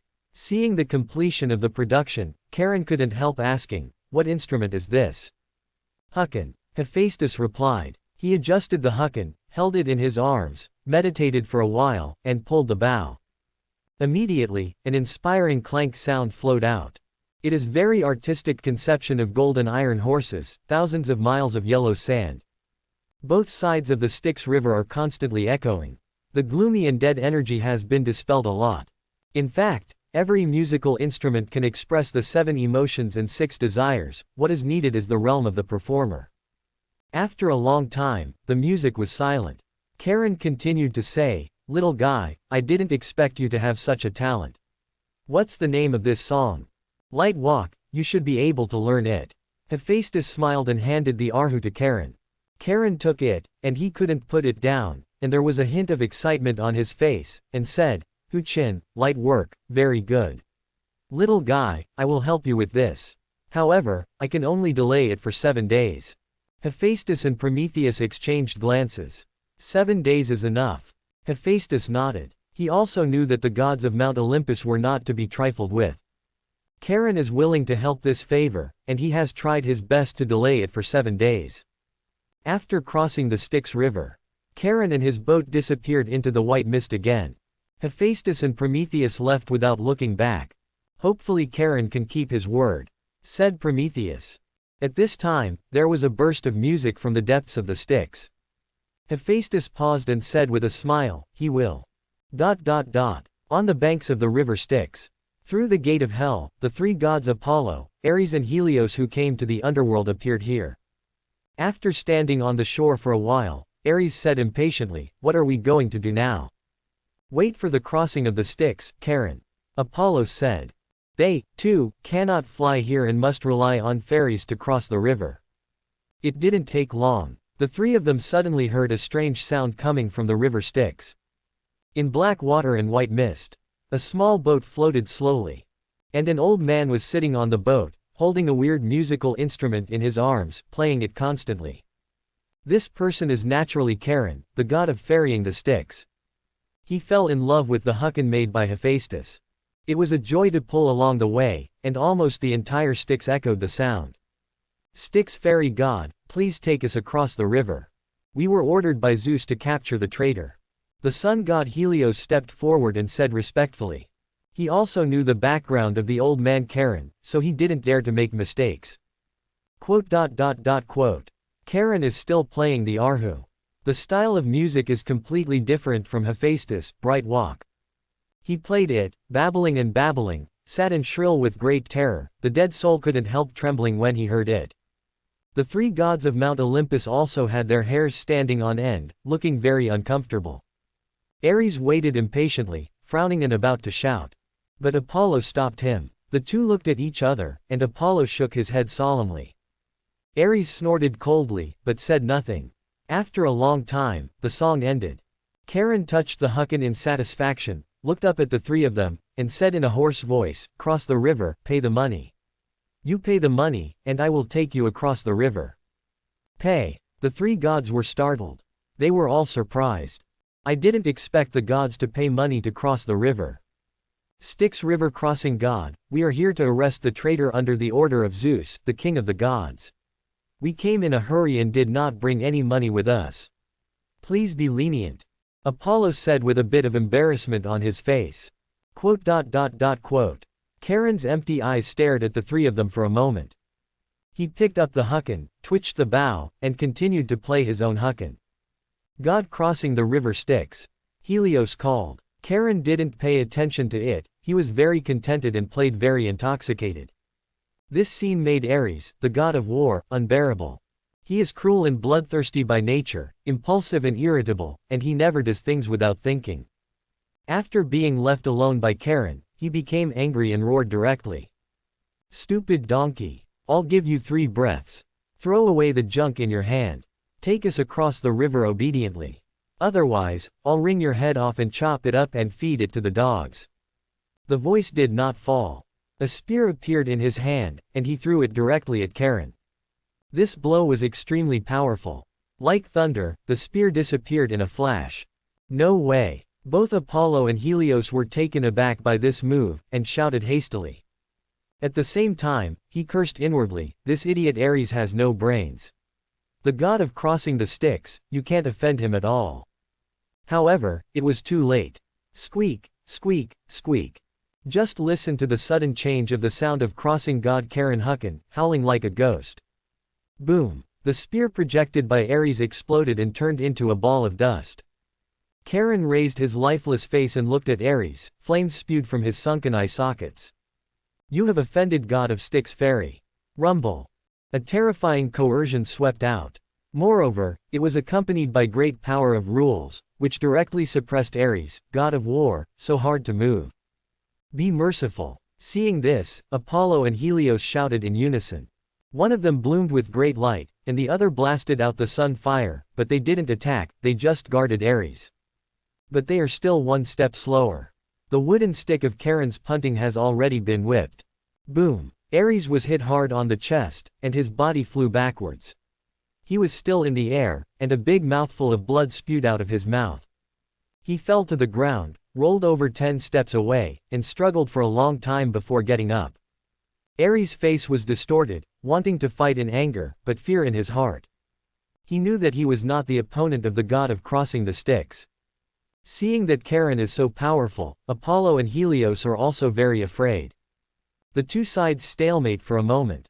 Charon didn't make any more moves, sat back on the boat and continued to play the arhu. After a while, he and the boat disappeared into the thick white mist. All three breathed a sigh of relief. Idiot Ares. Dushan is the son of the two primordial gods. Don't use your pig's brains. How dare you offend him? Helios wanted to say this very much. But Ares' status is not low on Mount Olympus, so he can't directly yell like that. Apollo's face was also ugly, and he walked up to Ares, who couldn't stand upright, and said, "This is the underworld. Not Mount Olympus. Control your temper. Do you understand, Ares? We still have to arrest Prometheus. See, you don't want to be unable to fulfill the orders of the king of the gods, do you?" Ares looked fierce, snorted coldly, and didn't say much. But for him, this is a disguised form of softness. Apollo did not pursue further, and changed the subject. "Now, let's go back to the mortal world and get some coins back. This is a necessary ferry fee." The three soon left the underworld. 1 day later. The three got the ferry fee in the world. Returned to the underworld again. Standing by the vast black river Styx, Apollo shouted, "God of crossing, please take us across the river." Not long. The strange and piercing sound of playing music came from the river again. Charon, the god of ferrying the Styx, appeared with a strange musical instrument in his arms. Patiently waiting for him to finish playing the hair-raising song. The three of Apollo took out 3 coins and put them on the bank, and said respectfully, "God of ferrying the river Styx, this is the ferry fee for the 3 of us, please take us across the river." Charon glanced at it, adjusted the arhu calmly, and said, "Not enough. These 2 words are like a fire." Almost set Ares on fire. But he thought of yesterday's lesson, gritted his teeth, and endured it. "Not enough. 1 coin for each of us, why not enough?" Helios was incomprehensible. When Charon says it's not enough, it's not enough. The old man ignored the 3 of them, played the arhu, drove the boat, and left the place quickly. Before Apollo even had time to ask, "How much do you want for the ferry?" The 3 stood by the Styx river, looking at each other. Ares gritted his teeth. "Go again. Bring more coins this time." Apollo also said in a bad mood, "I will go this time, you wait in the underworld." Naturally, Helios and Ares have no objection to this proposal. So, the 2 of them waited in the underworld, and returned to the world by Apollo. Another day passed. Apollo came back with a huge package on his back, which was bigger than others, and it was heavy as one can imagine.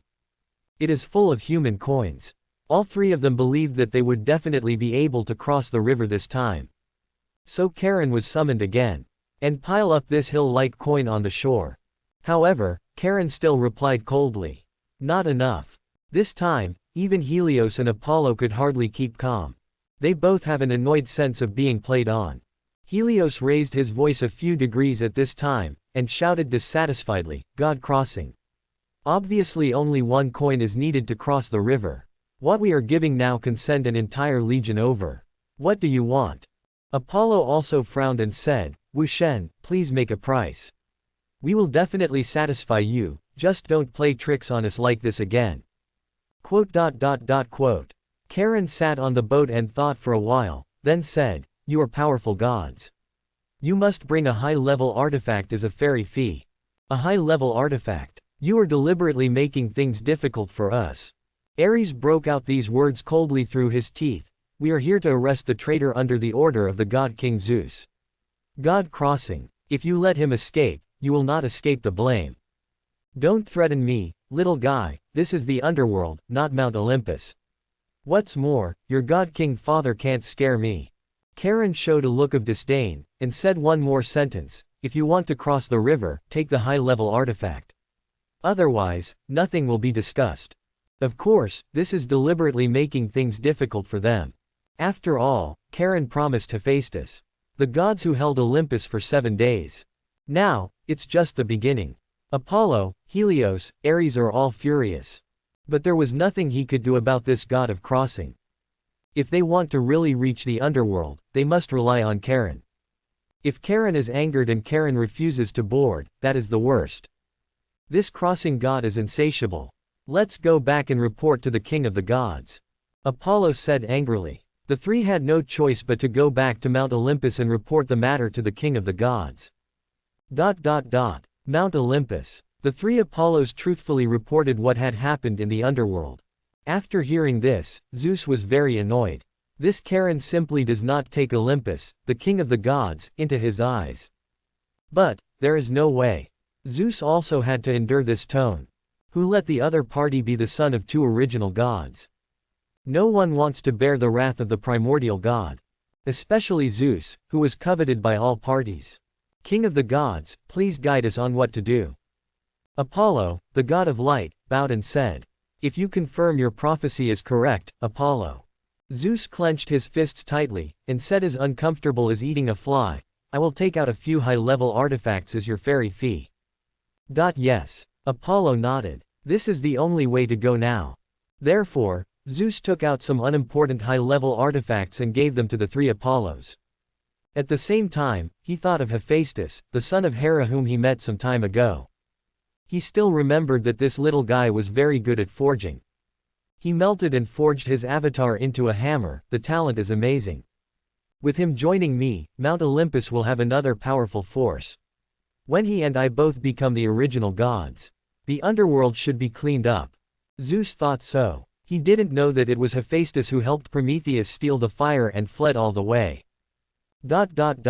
Just as the 3 of Apollo were trying to enter the underworld, Hephaestus and Prometheus had already arrived at the field of truth. The Styx is also called the River of Pain. Cross the River of Pain, and all you see is a vast gray plain.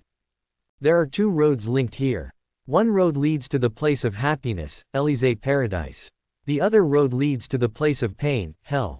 On the vast gray plain, Hephaestus and Prometheus both appear very small. Prometheus is introducing the underworld to his companions. After all, counting, Hephaestus was born not long ago, and many things are not clear. Elysee Paradise, and Hell. Hephaestus looks around.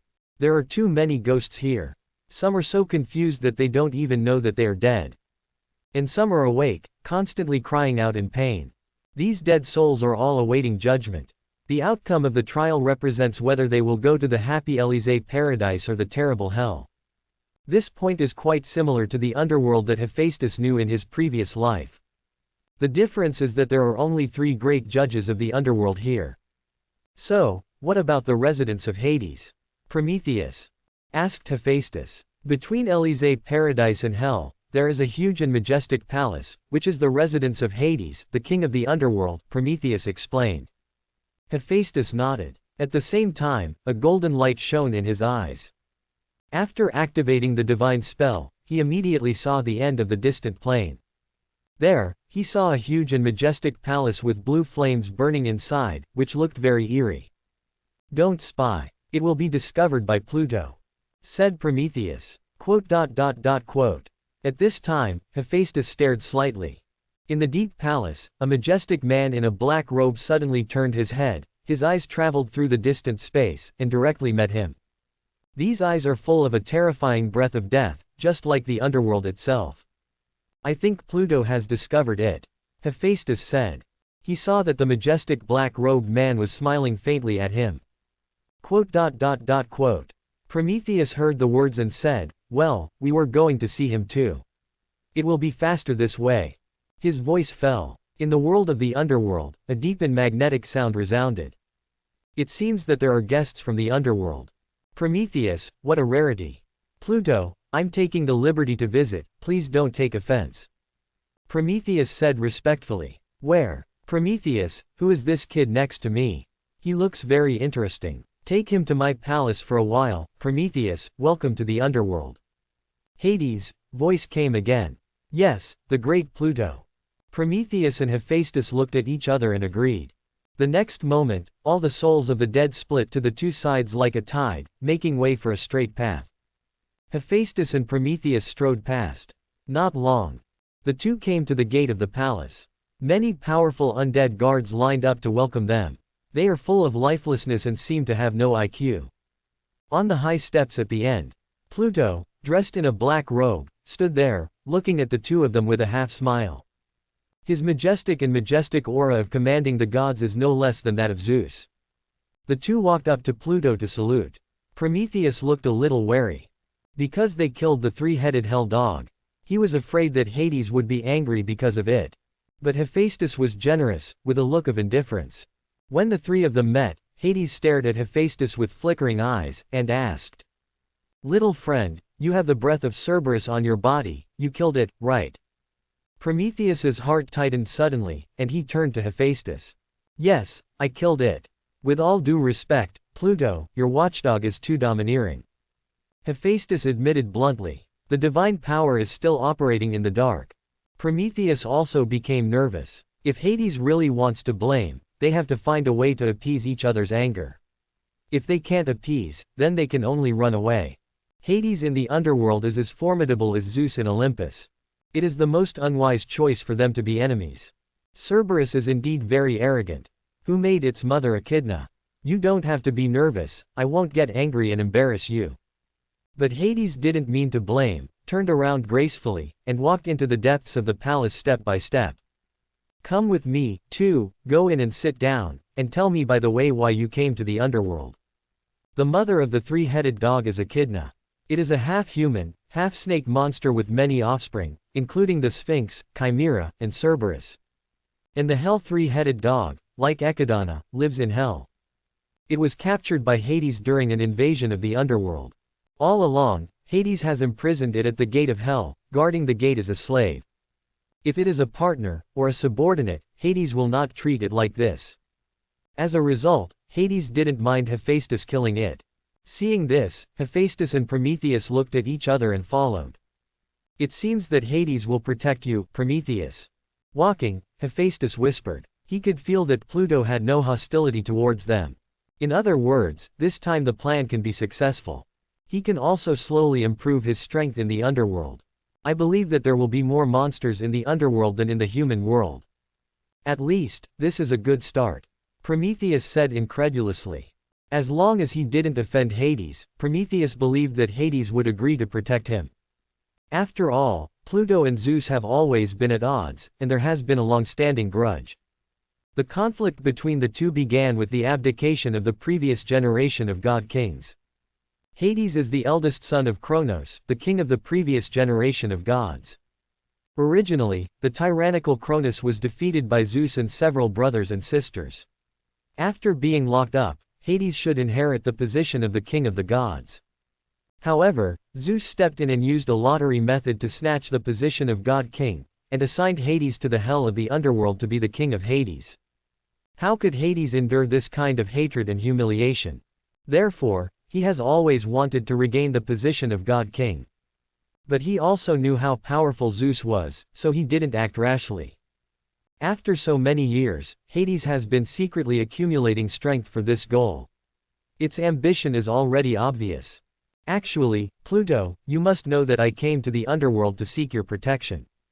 Prometheus walked a few steps quickly, followed Hades, and told his intentions. I offended Zeus for stealing the god fire, and he is hunting me around with great fanfare. I have no choice but to escape to the underworld. Help. Oh. Hades paused slightly when he heard the words, and asked with a frown, stealing divine fire. Prometheus, what do you want this thing for? I don't need fire, but humans do. Their world will be changed because of fire. Prometheus replied solemnly. Hades looked stiff and didn't say much. In fact, I was very disdainful of this move. Humble and lowly human beings are also equipped with divine fire. If he were Zeus, he would be angry too. But he's Hades, and he has other ideas.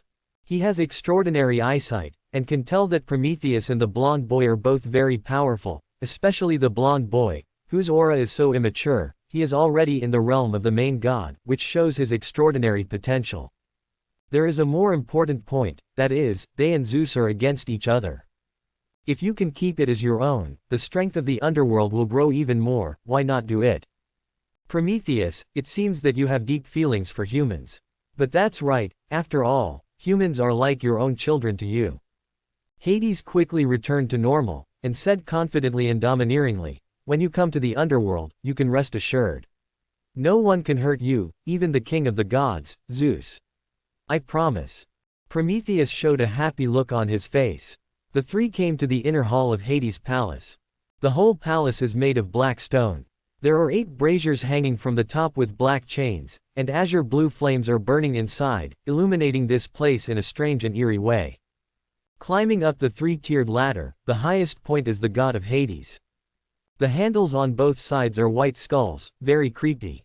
Pluto sat on it at this time, shifted his gaze to Hephaestus, and said with interest, Prometheus, you haven't introduced me yet, who is this handsome boy?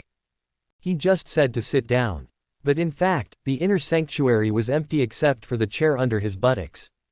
So both Prometheus and Hephaestus can only stand. Hearing Pluto's question, Prometheus immediately replied, this is Hephaestus, the god of fire. Thanks to him for escorting me along the way. It's the god of fire and craftsmen. If Pluto wants to forge any gadgets, you can find me. Hephaestus added with a smile. God of fire and artisans. Very well, I will trouble you if necessary, Hephaestus. Hades' eyes were bright, and he didn't say much. Then, Prometheus, Hephaestus, you go down and rest first. I'll order someone to prepare a dinner to cleanse you up. Then, Hephaestus and Prometheus are brought back to the chamber by Hades, attendant of the dead. The two of them traveled all the way, and it was really tiring. Without too much conversation, freshen up and rest. To the evening hours, the waiter came to say hello again and invited the two to the main hall for the dinner. Thinking about it, more than a year ago, I was running around in Lemnos with bare buttocks. Now I have become the guest of Pluto. The change is really quite big. This is the guest of Pluto, it sounds a bit weird. Hephaestus walked on the corridor, thinking wildly to himself. On the way, many nymphs and fairies couldn't help but look at him secretly. At this moment Hephaestus has taken off his broad cloak. His handsome and beautiful appearance and tall and straight figure were fully revealed, and he was wearing a shawl with blonde hair, very chic and unrestrained. The whole body seemed to be covered with a layer of holy light. Wherever you go, you will naturally become the center of the world. Every passing nymph finally left with blushing cheeks. Under the leadership of the attendants, Hephaestus soon came to the cella. The bright red flames inside dispel the gloom and terror. A group of nymph fairies sang and danced. The long banquet tables are covered with delicious food with strong aroma. Hades sat in the first seat, Prometheus sat on the left, and there was an empty seat on the right. Hephaestus knew that was his place. Hephaestus, I'm waiting for you, come and sit next to me. Hades saw the blonde boy and said kindly. Hephaestus also responded with the same attitude, and at the same time noticed a young woman beside Hades. Exactly. It is a young goddess with a charming appearance. Her long hair is coiled like a noble lady, she is wearing a light green robe, her temperament is dignified and elegant, and she is sitting beside Hades without saying a word. Hephaestus also noticed that she frowned slightly and looked unhappy. This is the queen of Hades, Persephone. After being seated, Prometheus introduced him. Hades also said to the goddess beside him, this is Prometheus' partner, Hephaestus, the god of fire and craftsman, right? Hephaestus. Hephaestus smiled irrefutably, and then gave Persephone a polite compliment. I have seen the queen of the underworld, you are very beautiful. Thank you, Hephaestus, and thank you for escorting Prometheus. Please enjoy the wine and food to your heart's content. Although the queen of the underworld was also amazed by the beauty of the blonde boy, she didn't seem to want to talk too much. After saying this sentence, I don't say any more, and I don't eat the food on the banquet table. Persephone, the seed goddess, is technically one of my brothers and sisters. During the meal, Hephaestus thought. As far as he knew, Persephone was the daughter of Zeus and Demeter, the god of agriculture. She is also a woman of Hades, a queen of the underworld with a high status in the underworld. Madam, use this mellow and sweet wine to toast the two guests. Hades suddenly poured a glass of wine and placed it in front of the empress. Persephone froze, looked at Hades, and smiled apologetically at Prometheus and Hephaestus. "Dear guests, please forgive me for being rude, my appetite is not very good, I cannot drink. Please do as you please," the two Hephaestus said in unison. Persephone's face softened, she smiled and nodded her thanks. When Hades saw this, a sneer appeared on the corner of his mouth, and he said to the two, "Then we have to enjoy this fine wine." The dinner party didn't last long. Hades is in the underworld, and he also has a lot of affairs to deal with, so he is quite busy. So after drinking for 3 rounds, the banquet is over. Prometheus and Hephaestus bid farewell. Before leaving, Empress Ming offered a toast to the two of them, but it was all symbolic, and her lips didn't even touch the wine glasses. "Hephaestus, come to my room later, I want to talk to you." Just walked out of the inner hall. Prometheus whispered like this. "What? How sneaky." Hephaestus was curious, but he didn't ask any further questions. He nodded in agreement, and the two separated and went back to their rooms. Could it be, for the Empress Dowager?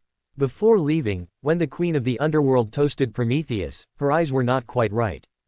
Waited for about half a quarter. Hephaestus guessed wildly, quietly left the room, and came to the Prometheus room not far away. Crunch. After closing the door, Hephaestus turned around and asked, "Prometheus, what do you want from me?" Prometheus was sitting at the table, frowning, as if he was worried, then he raised his head and said, "Hephaestus, you are here. Sit down first, let's talk later." Hephaestus sat down. Prometheus said again, "Just now, the Queen of the Underworld quietly sent me a signal, saying that she is coming to see me." "Quietly? See you? You are?" Hephaestus had a weird face. What's up with this back garden tryst feeling? Did Prometheus green Pluto? But if so, what's the point of pulling him? Don't get me wrong. Prometheus saw the boy's expression changed, and said, "Persephone must have something important to discuss with me." Persephone lived on Mount Olympus before marrying into the underworld, and Prometheus was naturally familiar with her. When Hephaestus was about to ask, crunch, the 2 doors were pushed open again. Dressed in a light green robe, the graceful empress walked in, and quickly closed the door. There seemed to be wet tears on her fair face, and her expression was agitated, completely different from the indifference just now. "Prometheus," Persephone called tremblingly. Prometheus stood up and asked, "Persephone, why did you come to see us secretly?" "It's too risky." "No, as long as you can escape, it's worth it." The dignified goddess wiped the tears from the corners of her eyes, sobbed and said, "Prometheus, Hephaestus, I know this is embarrassing for you, but, please, get me out. I don't want to stay in this dark underworld anymore. I don't want to see Hades's hideous picture again. Face." Prometheus called out in pity, "Persephone. Prometheus, you should know. Zeus, king of the gods, my father, he can't be trusted. If he wanted to rescue his daughter, why would he let me wait until today? The day Hades stole me. He should have come to me. He should declare war on the underworld. But he didn't, he just acquiesced to Hades' behavior. Shameful king of the gods. Shame on Zeus. He doesn't care about his children at all, he only cares about how to keep his throne as the king of the gods forever." Quote. The more Persephone spoke, the more excited she became, and her tears grew like pearls. After she got angry, she looked at the two of them with pleading eyes. "The only thing I can rely on now is you. Prometheus, Hephaestus. Please save me. Help me get out of this hell. I can't stay here any longer." In fact, Persephone did not marry into the underworld. Instead, he was taken away by Hades during a outing. Since then, Persephone has become the queen of the underworld, the wife of Hades, who is in charge of ghost sacrifices, death and sleep in the underworld. However, Persephone never gave up on escaping Hades. She doesn't even eat anything from the underworld. There is a law in the god realm, and anyone who has eaten food from the underworld will stay in the underworld forever. Pluto's persuasion during the banquet also wanted to use this rule to keep Persephone completely. But in the final analysis, it still depends on strength. The two main gods, Hephaestus and Prometheus, even if they ate the food of Hades, Hades could not force them to stay. While Persephone was crying, Hephaestus also thought of the section where the seed goddess was taken captive by Hades. It turned out that I misunderstood. The queen of the underworld seeks Prometheus for help. She was snatched by Hades and forced to be his wife. Hephaestus turned his gaze to Prometheus. The latter's face was tangled, and he was speechless for a long time. Prometheus, tell me, you will help me, okay. Persephone choked up. Prometheus sighed with great difficulty and unwillingness, turned his head, not daring to look into the eyes of the queen of the underworld. Persephone, it's not that I don't want to help you with this favor. It's just that we have offended Zeus now, so we can only rely on the king of the underworld to protect us. No, that's not the case. We obviously have other places to go. Prometheus was silent. Persephone also fell silent, covered her face in despair, and staggered to the side. Prometheus looked at Hephaestus, who was not making any waves, shook his head and sighed, walked over to comfort her and said, "Don't cry, Persephone, tears won't save you, be strong. We promise you, we will get you out. But not now, you need patience now. Endure till the time comes." Hephaestus sat aside, watching quietly. He doesn't want to take care of this pile of rotten housework at all. The goddess of agriculture, Demeter, was the sister of Zeus and Hades. Zeus married Demeter and gave birth to Persephone. And Hades took the child of his brother and sister, Persephone, as his wife. This kind of ethical relationship, as Hephaestus, who has retained his past life thoughts, only feels that it is too outrageous. The most important thing for him now is to improve his strength. If the strength is strong, it doesn't hurt to help this innocent and suffering seed goddess. But before that, Hephaestus would not care about this matter. As Persephone said, what Zeus really cares about is how to keep his throne forever. If Zeus reacts and detects Prometheus lie, then he is the one who is in danger. For that prophecy, Zeus would absolutely ruthlessly kill any child who was beyond his control and stronger than him. Under the comfort of Prometheus, Persephone's mood gradually stabilized. After making an agreement with each other, she left here. She was so excited today that she thought she had seen a savior. But they don't know that Prometheus and Hephaestus are both clay bodhisattvas. How could they save her regardless of the consequences? Hephaestus. After she leaves, Prometheus walked up to Hephaestus, hesitant to speak. Everything waits for strength to say, that's what I say. Hephaestus seems to know what Prometheus is going to say. Prometheus was startled, then smiled and nodded. At least, after Hephaestus becomes stronger, Persephone will be able to get out of the sea of suffering.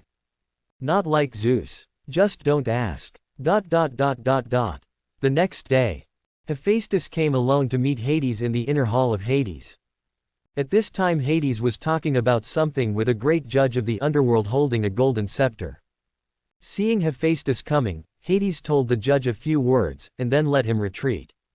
The two passed each other, and the judge of the underworld bowed slightly, quite respectfully. "Hephaestus, how are you resting? In the underworld, are you still getting used to it?" Hades stood up from the dark seat of Pluto and asked with a smile. Fortunately, the waiters are attentive. Hephaestus answered politely. But I was complaining in my heart, who would adapt to living in such a spooky place like the underworld? Just tell me if you need anything. You are in the underworld, you are my guests of Hades, you don't have to be restrained, you know, Hephaestus. Hades said again. Hephaestus didn't want to speak these unnutritive words. After finishing the two sentences, he asked straight to the point. Pluto, in fact, I came here to ask, where in the underworld are there monsters in the realm of the main god? He wants to improve his strength as soon as possible. With so many stronger than himself around, Hephaestus felt very insecure. Monster in the realm of the main god. Yes, I want to forge weapons and use them. Hades pondered for a while, and then said, there are many monsters in the abyss of hell, which should meet your needs. But recently, the lord of the abyss, Tartarus, has awakened, and he has always wanted to take back the underworld, making mischief frequently, therefore, the abyss of hell is not safe. Tartarus. Hephaestus' eyes were shocked. It's the original god. He vaguely remembered that Tartarus was the incarnation of the body of hell in Netherland. Born after the birth of the Earth Mother Gaia, it is also a powerful original god. The original god. No, He just woke up, and his power has not yet returned to the original state, otherwise the underworld would have been taken away by him long ago. However, the prisoners who were imprisoned in the abyss of hell in the past have become the minions of Tartarus. This is a force that should not be underestimated. Hephaestus, I don't recommend you go there, it's too dangerous. Quote. Hades said earnestly. Tartarus, since the first generation of god-king wars, has been in a deep sleep. Gods such as Zeus and Hades thought that he would never wake up, so they always regarded the abyss of hell as a place to imprison some heinous gods and criminals. Unexpectedly, it was the power of these gods and criminals that strengthened Tartarus and prompted him to wake up. Now Tartarus controls a group of subordinates to continuously invade the underworld, trying to regain control of the underworld, which makes Hades, the king of the underworld, very headache. It seems that the underworld is not safe. Hephaestus thought to himself. But that's okay. The abyss of hell is so big, as long as he is careful and kills a few monsters to improve his strength, he can gradually rise to the original god level. At that time, the king will come to the world, and there will be no need to worry about everything. Hades, about. Hephaestus spoke. Ah. Right now. There was a sudden piercing and shrill howl resounding from the outside world. Alarm. These monsters in the abyss of hell are restless again. Hades' complexion changed suddenly, and he stood up abruptly. The monsters from the abyss of hell have come to invade the underworld again. Hephaestus also changed his face when he heard that, but he showed joy. Hephaestus, I have to deal with this first. You can come and help if you want. Pluto, Hades said. His figure flickered and disappeared. Of course I would. Hephaestus licked his lips and followed closely. This is a good opportunity for hunting. On the plain of truth. Hades, the king of the underworld, drove a chariot drawn by 4 black horses, and led a group of subordinates to the direction of the abyss of hell. Hades and Persephone stand side by side on the chariot. She looked very calm at the moment, with cold eyes. A noble aura exudes from the whole body. It was like 2 people when I was desperate and crying for help yesterday. Hephaestus and Prometheus are also in this team. They are now relying on Pluto for protection. Naturally, you can't sit idly by when encountering a battle, and you must contribute. Moreover, Hephaestus also wanted to take the opportunity to kill a few monsters, forge artifacts, and improve his strength. The gods of the underworld didn't have a long way to go before they stopped suddenly. Hephaestus was in the team, and saw a space black hole suddenly appear in front of him. This black hole tore through the void and grew bigger and bigger, causing sand and rocks to fly on the plain. Almost devours everything. In the end, several huge monsters drilled out of it one after another. 3 of them are 100-armed titans. They have 50 heads and 100 arms. Every face is extremely hideous and terrifying. Each arm holds a weapon. The momentum is extremely fierce. Every breath echoed like thunder on the plain. In front of them, the gods of the underworld are as insignificant as little ants. What finally came out of the black hole was a half-human, half-snake monster. The upper body is as beautiful as a nymph fairy, and the skin is as fair as a lily, but the lower body is the body of a snake, which walks on the ground and draws lines of marks. Echerdana. When Hephaestus saw this monster, these 4 words immediately appeared in his mind. This half-human, half-snake monster is the legendary Echidna. It combined with Typhon, the ancestor of all demons, and gave birth to many terrible monsters, such as Chimera, Nemean lion, 100-headed dragon, Sphinx, Shudella, hell 3-headed dog. In short, most of the monsters in ancient Greek mythology were born of her. Briareos, Kotos, Gujas, Echidna, you should stay in the abyss of hell at this time. Instead of appearing in the field of truth. This king gives you time, go back quickly. Otherwise, the consequences are clear to you. On Pluto's chariot, Hades yelled majestically. A double-pronged fork appeared in his hand at some point, pointing at these monsters. The brains of the 300-armed titans didn't seem to be very bright, and they were taken aback by such a scolding. But the snake demon Echidna is different from them. She is the big demon who dominates one side, Typhon's wife. Walking forward at this moment, his eyes filled with bitter hatred, he screamed piercingly. Hades, you are the king of the underworld.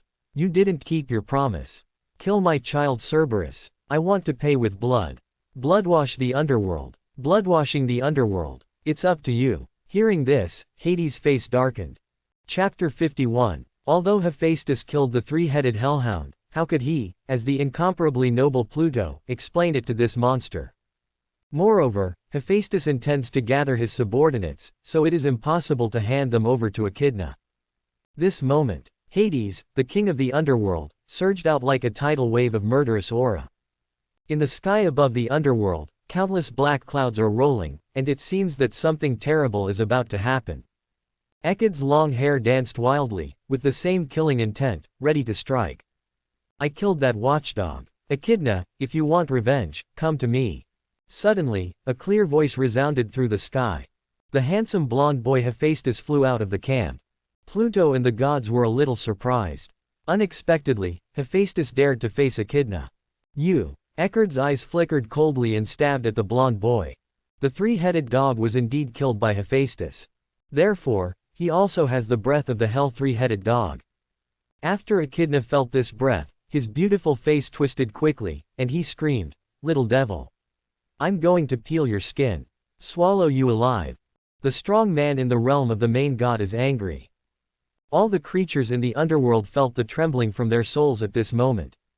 A mass of scarlet flames ignited in the palm of Hephaestus, with a magnanimous expression, suddenly fearless. Unleash your own terrifying coercion, and stand up to Echidna.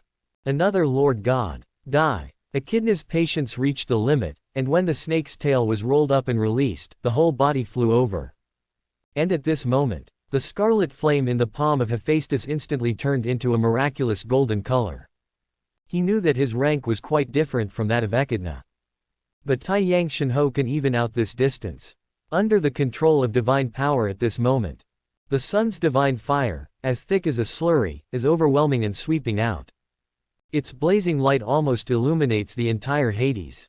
The gods of the underworld were all moved and breathless. This kind of flame has great restraint damage to the dead souls, gods and monsters in the underworld. Hades and other gods showed surprise. Never thought that Hephaestus could master this magic fire. Although the snake demon Echidna was frightened, the momentum of culling did not decrease at all. Because she could see that Hephaestus' level was only the second level of the main god realm. Her realm is far superior to the opponent. We must take this opportunity to kill him.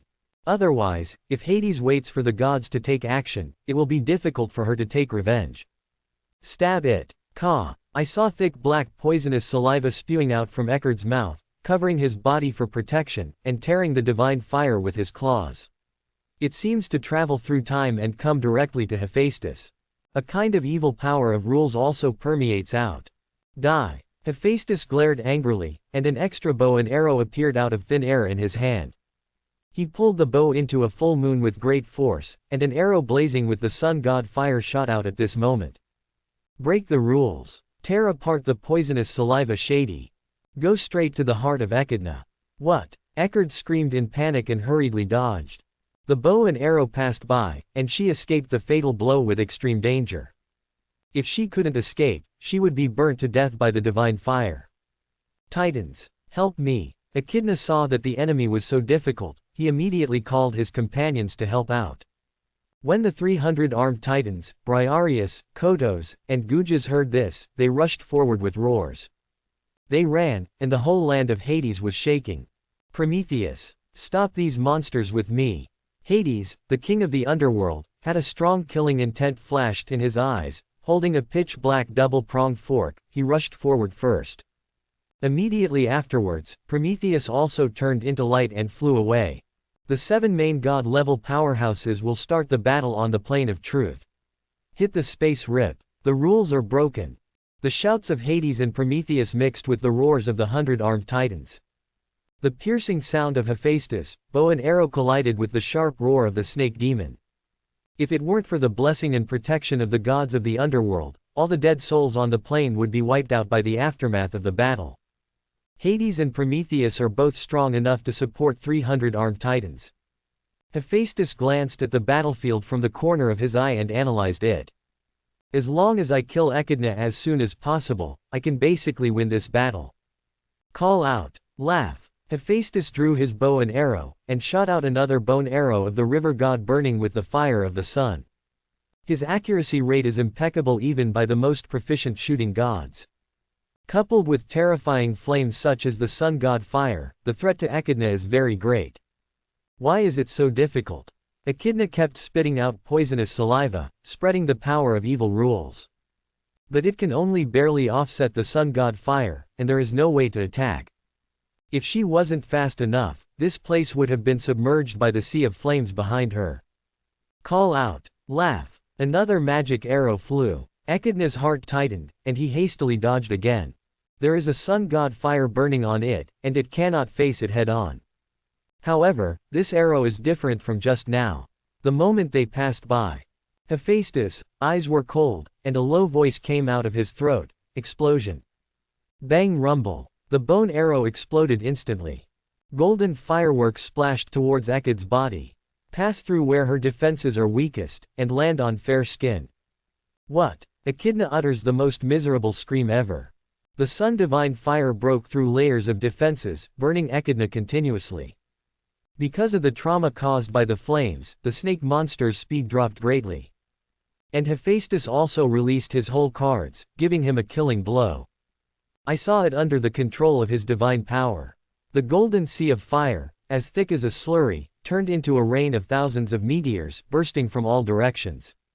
If he hadn't been injured just now, Echidna might have escaped in a narrow escape. But at this moment, under the control of Hephaestus, the golden flames on her skin are constantly drilling into her bone marrow. Burn her soul. It is impossible for her to burst out with the strength just now.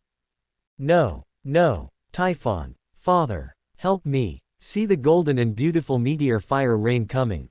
Echidna finally knew that he was doomed, and began to call for the ancestor of all monsters and his father. But the surrounding space has been blocked by Hephaestus' divine power. Don't say it's just an ordinary call, even a bloodline call can't be passed on. Moreover, even if it is passed on, Tartarus and Typhon may not dare to make mistakes. The invasion of these monsters was just a small fight. But what if both the incarnation of Netherland and the ancestor of all monsters, Typhon, ran out? It's not just Hades and the gods of the underworld that they have to face. Zeus, the king of the gods, and Poseidon, the king of the sea, will definitely stand up and eradicate this huge threat. Ah, Kai, chi chi chi. Echidna screamed and burst out with the last strength, struggled to escape, and turned into an afterimage on the land of Hades, trying to escape back to the abyss of hell. But she was still one step behind Sun Shinho. Pierced by thousands of arrows, the golden flames suddenly swallowed her entire huge body. Echidna's voice stopped abruptly, and he froze in place, gradually dying out. The queen of the underworld, the god of death, the god of sleep, the three judges and other gods of the underworld can clearly sense it. This terrifying snake demon has died. He looked at Hephaestus with growing awe. This is a perverted god who leaps and bounds to fight. Died. Echidna is dead. A powerful breath of the main god level disappeared. Immediately attracted the attention of Hades and Prometheus. The 300 armed titans also found the snake demon swallowed by the flames, and many faces showed panic. The main god level raw material. Now you can forge a god level artifact. Hephaestus felt excited. Put away all the sun fires, and by the way, Echidna's body was also received in the system space. Flying to another battlefield with piercing eyes. 100 armed titan. Die. Ha ha ha. Good. Hephaestus. Come and kill these three monsters with me. Hades, the king of the underworld, let out a loud laugh that shook the world, and the coercion became even greater. Escape. Escape. Run away. The three-headed and 100 armed titan is not very smart, but he also knows that Echid is dead, and his situation is not good. Hastily knocked back the fierce attacks of Hades and Prometheus, tore apart the space, drilled through the black hole, and escaped. The black hole closes and disappears. Hephaestus also flew in front of Hades and Prometheus, and said, "These monsters run really fast." He wanted to kill a few more monsters. In this way, his strength can also skyrocket. Do you want to chase after them? Eliminate them in one go? Prometheus asked. Stop chasing, there is Tartarus sitting in the abyss of hell, I can't wait to put myself in danger. Hades put away the double-pronged fork, feeling in a good mood. I didn't expect Hephaestus to be so powerful, and he also mastered the sun god fire. This time, killing Echidna with thunder will definitely become famous in the entire god realm. It's just a fluke. Sun Shinho just happened to restrain that snake demon, otherwise the power gap would be huge, and it would not be so easy to kill it. So said Hephaestus. He knew that this battle had already impressed Pluto with admiration. His weight in Pluto's heart will also increase greatly. It's a pity that he doesn't intend to belong to Hades. Anyway, this monster is dead. My underworld is safe again. Let's go back and celebrate. With a smile on his face, Hades flew to his chariot. A trace of unconcealable excitement flashed across the eyes of Empress Ming, and she stood with her head bowed. After all, the stronger Hephaestus is, the better her chances of escaping life. Hephaestus, you killed Echidna, and you also offended Tartarus and Typhon. Your current strength is not enough to deal with them. Prometheus whispered, quite worried. You also said, it's just now. It won't be long before I will be strong enough to handle all of this. Hephaestus replied carelessly. The two flew back to the team. The gods of the underworld, go home. Inside Hades' palace. Echard is dead. The monsters in the abyss of hell must have been terrified. In the short term, I'm afraid they won't come to invade the underworld again. That's it. Pluto is mighty. All wait, a toast to the great Pluto. The gods of the underworld are discussing in full swing. Hades sat on the dark throne of the gods, his face brightened. The Empress Dowager Ming, who had a beautiful face and body, stood beside him, with her hands down, without saying a word. Speaking at the moment, it was Thanatos, the god of death in a black cloak, and his twin brother, Hypnos, the god of sleep. Both of them are quite handsome, with pale skin and deep and rich black pupils that make people daunting. Both of them were sons of Nyx, goddess of the night. You two little fellows, the hero who killed Echidna is Vulcan. Don't do this king's business. Unfortunately, he refused to come to the banquet. Prometheus, your companion's character is a bit weird. Hades laughed and joked. Prometheus sneered as a response. As soon as Hephaestus returned to the palace of Hades, he went back to his room. Didn't even attend the celebratory banquet. Not even Prometheus knew what he was doing. At this time, Pluto mentioned it, which made him somewhat embarrassed. The strong always have a strange temper, which confuses us. However, the absence of Hephaestus is a bit disappointing. I still want to make friends with him. Styx, the goddess of the river Styx, smiled charmingly, raised her wine glass with her white jade hand, and touched Hecate, the goddess of magic, with a dang sound. Want to make friends? Styx, I see, you're just hungry. Hecate's seductive red lips took a sip of the wine, exposed it mercilessly, and then laughed with Styx. Behind them, the three great judges of the underworld sat upright, expressionless, not interested in this. Thanatos, god of death, Hypnos, god of sleep, Styx, goddess of Styx, and Hecate, goddess of magic, these four are the top gods of the underworld. All are in the realm of the Lord God. And the three judges of the underworld, Iagos, Minos, and Rhadamanthus, are all at the peak of the upper gods. All three of them were sons of Zeus, king of the gods. However, because of the bad relationship with Zeus, he does not serve on Mount Olympus, but works under Hades. The gods of the underworld were talking about it. In fact, Hephaestus was hiding in the room and doing nothing else. Time is precious, and he intends to start forging artifacts immediately. Prometheus was right. Behind Echidna are two behemoths, Typhon and Tartarus. Kill the young ones, and the old ones come. He must improve his strength as soon as possible to cope. Hephaestus took out the shapeless body of the basilisk that was burned. As soon as the scorched body landed, a black light flew out of it, trying to break through the door.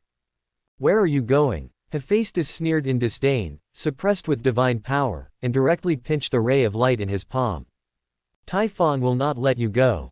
My father will not let you go. He will kill you. Echidna's soul screamed viciously. Even if it is, you will never see that day. A scarlet flame suddenly rose from the palm of Hephaestus. Even the soul and the body are burned and refined together. The snake demon's screams stopped abruptly. After a while, a mass of essence containing vast power emerged in front of Hephaestus. He concentrated all his attention, concentrated his divine power, controlled the flames, and began to carry out the incomparably precise shaping and forging. Another hour passed. See only in the flames. A golden whip was born out of shape. A wave of powerful divine power fluctuations, constantly showing how powerful its own power is. This is the artifact forged from the essence of Echidna's soul and flesh and blood.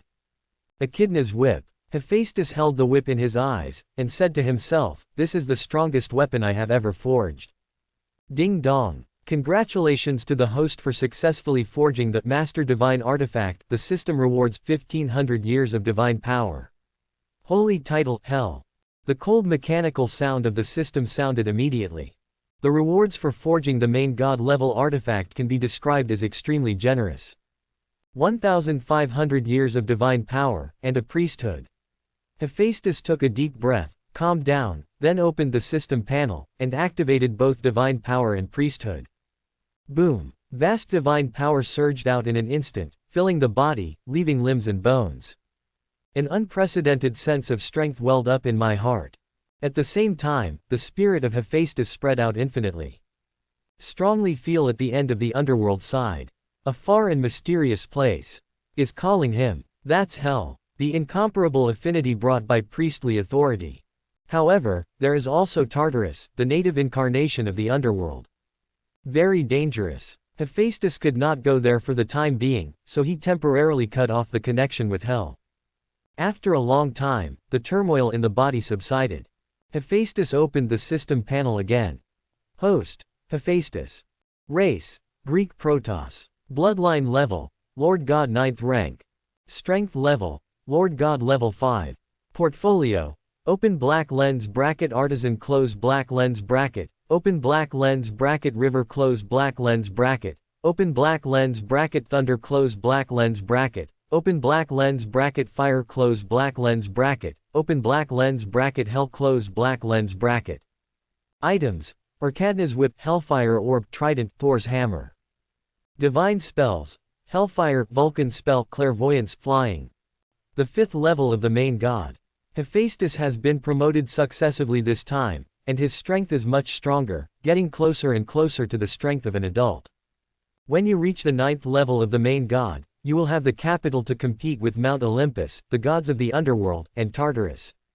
Hephaestus was very satisfied with this trip to Hades. Next, only the monsters from the abyss of hell continue to invade. He can continue to improve his strength, and it is not difficult to reach the 9th level of the main god. The inner hall of Hades' palace. Hades, who was drinking happily, suddenly noticed the breath leaking in the distance. Although Hephaestus tried his best to suppress it when he broke through. But it is still difficult to escape Hades' keen perception. It is the breath of Hephaestus. How could his strength improve so quickly? The 5th level of the main god realm. Hades' eyes sparkled, and he pondered for a long time, but he couldn't figure out why Hephaestus was promoted in such a leap. It seems that he has some secrets. An idea suddenly appeared in Hades' mind.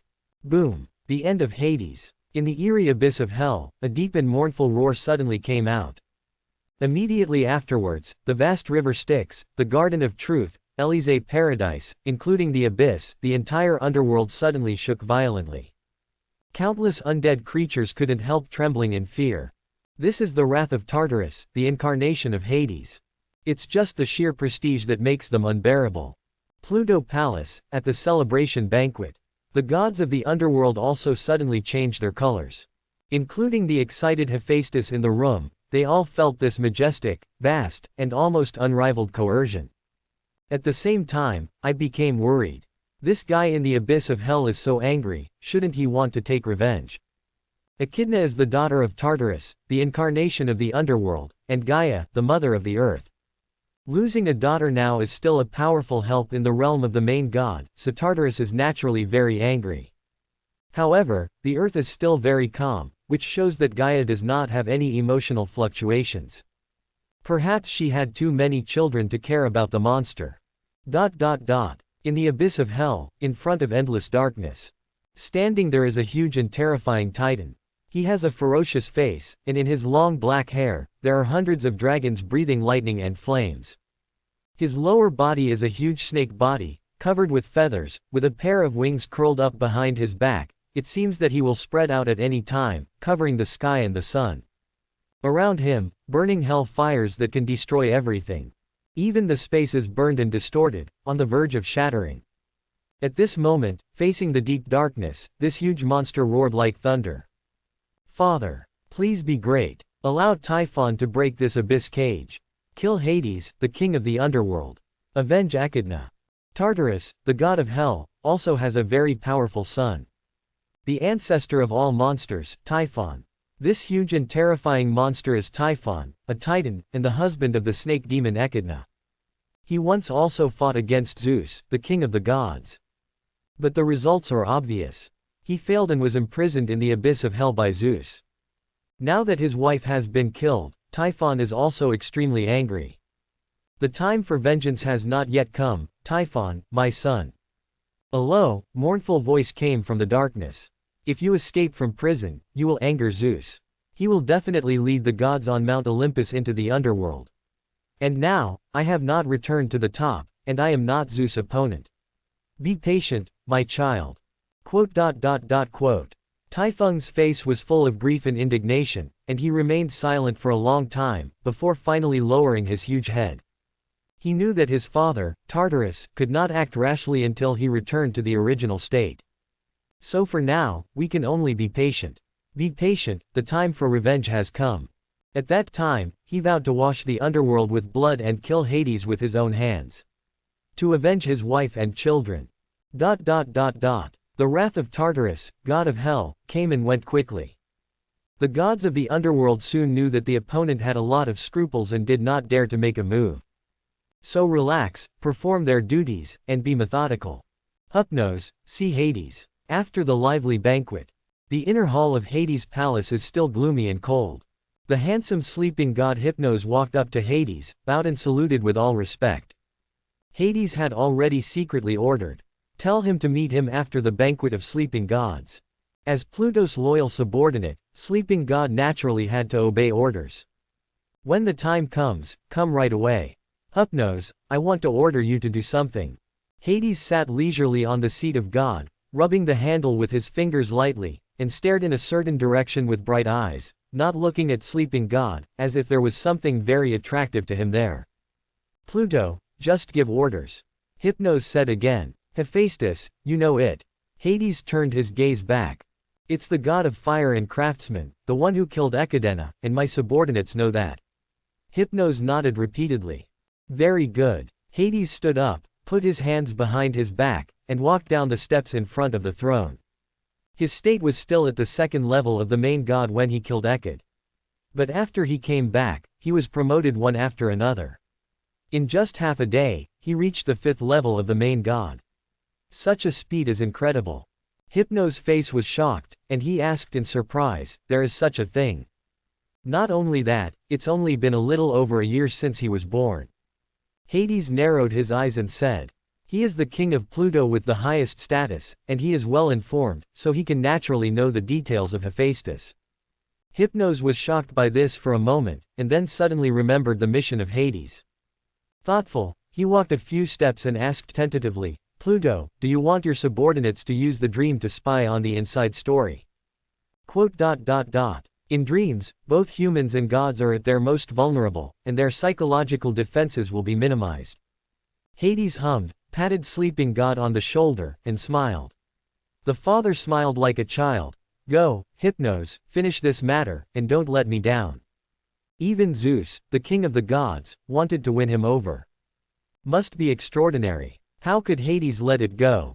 If he can find out the key point, Hades thought, maybe he can get some surprises. Yes, this subordinate obeys. Hypnos looked solemn, nodded and bowed. He had fully understood Hades' order. Leave here respectfully. Late at night, the room was dark. Hephaestus is running divine training. During the day, his realm was promoted one after another, and the vast divine power in his body needed to be slowly controlled in order to exert it to the extreme. Otherwise, it's like a child playing with a meteor hammer, and it's easy to hurt yourself. Not long after, Hephaestus suddenly felt a wave of drowsiness. He opened his eyes and frowned. I'm actually sleepy. Accompanied by Hephaestus becoming stronger and stronger. There is an endless supply of divine power in his body, and his mental and physical strength are always at their peak. Rarely will there be a state of fatigue and sleepiness. Before that, Hephaestus hadn't slept in a long time. But now, there will be sleepiness, which makes Hephaestus very puzzled. Eyelids are getting heavy. Hephaestus didn't want to think about any more questions. Gradually close your eyes, breathe in and out, and then enter the sweet dreamland. Hephaestus vaguely heard the girl's silver bell-like laughter coming from a distance. As he breathed, he smelled a sweet fragrance that filled his lungs. The smell was very strange, not like being in my own room.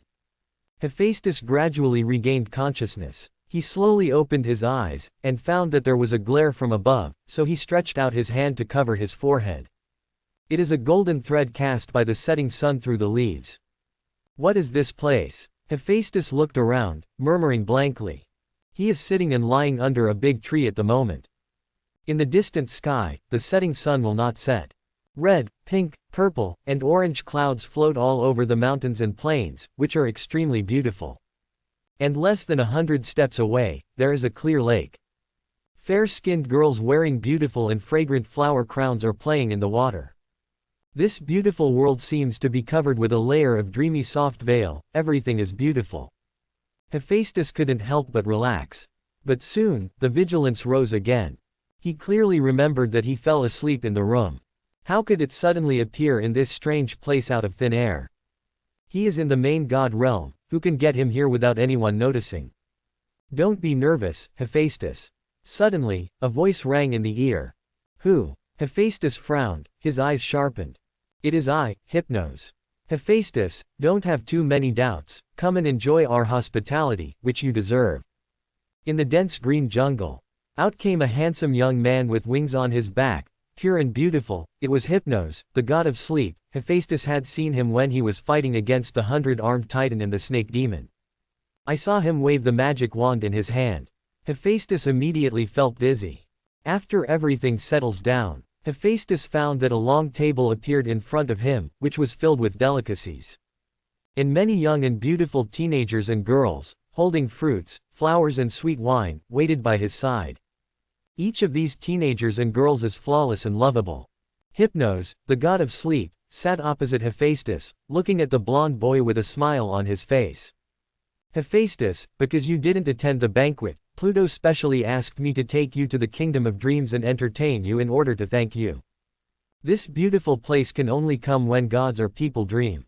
My 3,000 children are all in this kingdom, and they are completely at your disposal tonight. Hephaestus, don't be restrained, enjoy this carnival to your heart's content. Quote. Hephaestus was silent for a moment, then smiled and said, I see, then, I want to thank you very much, Hypnos. But the vigilance in his heart did not relax at all. To hypnotize him into this dream kingdom in the middle of the night, just to entertain him. I'm afraid not. The so-called, if you don't have anything to do, you can either rape or steal. Hephaestus felt that there must be something tricky in it. My lord, please drink. Beautiful, handsome and strong pure dream gods are sitting on both sides of Hephaestus. One poured the wine, and the other brought the glass to Hephaestus's lips, and fed him to drink. Even the king of the world did not enjoy it like this. The crystal clear red liquid in the glass is the wine of dreams. Mellow and sweet, it can remove all the defenses in the hearts of humans and gods. Hephaestus hesitated, but drank the dream wine anyway. At least, he must first know what the purpose of Pluto and sleeping god is. Moreover, he realized that he was in the kingdom of dreams, and the divine power in his body was pitifully low. If he fought, he could not be the opponent of the sleeping god of the main god realm. The Oniroi boys and girls fed Hephaestus 3 jugs of dream wine one after another. He felt as comfortable and happy as he was soaking in the hot spring and flying on the clouds. At this time, the voice of Hypnos sounded in the ear of Hephaestus. Hephaestus, you are so powerful that an ordinary god would be drunk after drinking 3 jugs of dream wine. Hephaestus was drunk and blurred, breathed out the smell of alcohol, chuckled, and looked at the winged god in a blink of an eye. You guys, the wine and the wine are very good. I want to drink 3 more pots. Of course, in the kingdom of dreams, you can enjoy yourself to your heart's content, Hephaestus. However, I'm curious. When I saw you during the day, you seemed to be the second rank of the main god. Hypnos smiled, and asked in a very normal tone, "Why, your strength has been promoted to the 5th level of the main god." This, hiccup. Hephaestus dealt with it on the surface, but his heart was shocked. Sure enough, it is not as simple as it seems on the surface. This sleeping god has another purpose. The thought turned, and Hephaestus quickly had an idea in his mind. He pretended to be drunk, patted Hypnos with a wry smile, and said, let's not talk about this, Hypnos. I am very happy today. I have a problem, who makes me happy? I will make him even happier. Hypnos, I must repay you for entertaining me so grandly. Hypnos looked a little stiff. After drinking 3 pots of dream wine, why can't I talk? What are you talking about here? Shoo, Hypnos. I'm sure you know it too. I am the god of fire and craftsmen. I can forge artifacts if I don't know anything else. Wait a minute, I'll forge a unique artifact for you right now. Belch. Hephaestus said very domineeringly. Originally, Hypnos was very impatient. But when he got to these words, his eyes lit up. He knew that Hephaestus was in the realm of the main god. The forged artifact must not be bad. Normally, the two of them have no friendship at all, and it is impossible for each other to forge artifacts. But now that Hephaestus was drunk, he offered to propose, and he had no reason to refuse, so he didn't take advantage of it. Hephaestus, I didn't expect you to be so kind. It's just not very good. Pluto asked me to entertain you. Hypnos smiled happily, playing hard to get. There is no flaw in Hephaestus' acting skills. Stop talking nonsense. I'm happy. Go and get some materials. I must forge you an unparalleled artifact today. Hephaestus shouted boldly. Well, Hypnos immediately ordered the Oniroi to carry the materials without any hesitation. Not long. A pair of snow-white ivory, a pair of pitch-black horns, and a group of metal substances with more than one material were brought in. The Oniroi put the materials on the ground and took a few steps back. Hephaestus walked over with some trembling, shouting words such as, I am the best forging in the world, Zeus can't compare to me, and so on. Let Hypnos completely relax his guard. Fire. Hephaestus forced himself to wake up, raised his palm, and aimed at the 3 casting materials. Boom. With his divine power running, bursts of scarlet flames blasted out. Dye the soft green lawn all around with a thick color. Refined by flames. A cloud of essence appeared before the gods. Hephaestus said, I will forge you, the scepter of dreams. Rumble. The scarlet flame suddenly burst and rose. A snow-white scepter was born from the ashes. There are 2 more wings at the top, just facing the wings on the back of Hypnos. Waves of divine power surged out, indicating that this was a powerful high-level artifact. Hypnos was delighted. Since then, he has another weapon. And even happier is Hephaestus. Because of the sound of the system, it followed. Ding dong. Congratulations to the host for forging the perfect, high-level artifact. The system rewards 100 years of divine power. Holy title, Dream. The rewards for high-level artifacts are already very few in comparison. Divine power is only 100 years. But, there's one thing that can keep Hephaestus out of trouble.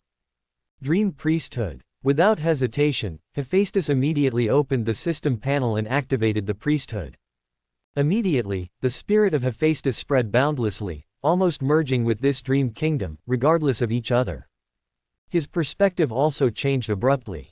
Hephaestus can even see far away, the markings on the back of a ladybug. You can count how many hairs there are on the legs of a bug deep in the ground. If he wanted to, he could turn this place upside down in no time. This is all within the thought of Hephaestus. This means that Hephaestus has obtained the authority of the dream. He can control everything here. Hephaestus, your skill in forging artifacts amazes me. I like this scepter very much. At this time, Hypnos walked up to Hephaestus with a smile on his face, intending to take the scepter. But Hephaestus stood where he was, motionless, and made no intention of handing over the scepter to him. Moreover, the blush on his cheeks caused by drinking has completely dissipated. The demeanor is calm, and the eyes are as sharp as if they want to cut people apart. This change made Hypnos thump in his heart. Hephaestus, what's wrong with you? It's nothing, it's just that I suddenly feel a little bad. Hephaestus replied lightly. Ha, Haha, Hephaestus, isn't the hospitality from the kingdom of dreams not good enough? Hypnos asked. No, I'm not happy because I was calculated by you. I'm quite satisfied with the hospitality of the dream gods. Hephaestus walked up to the god of sleep with a smile, and asked oppressively, I want to know, why did Hades send you here? Tell me, Hypnos, we don't have to pretend anymore, open the skylight and say bright words. These words made Hypnos' complexion change again and again. Finally, his face calmed down, and he said lightly, Hephaestus, I don't understand what you are talking about. I am just ordered to reward you with the kingdom of dreams. If you are full of wild thoughts and don't know good people, I can't stop you. Then, you really don't want to know how I was promoted one after another in just half a day. Hephaestus diabolically whispers temptation. Hypnos' body trembled. That's just a little curiosity of mine, Hephaestus, you are too wary, right? We are partners who have fought side by side after all. How dare you doubt it casually? Hypnos pretended to be indifferent and said. However, how could his subtle changes be hidden from Hephaestus? If you can't even perceive this, then Hephaestus is not a god, but a pig. Good, very good. Since it's just your curiosity, I have nothing to say. Hypnos, please send me back immediately. I don't want to stay in this place anymore. Hephaestus said with a sneer on the corner of his mouth. He just wanted to see how far this sleeping god could endure. Sure enough, the words came out. Hypnos suddenly changed color, and his snow-white wings suddenly opened, blowing out a strong air wave, blowing Hephaestus' long blonde hair into chaos.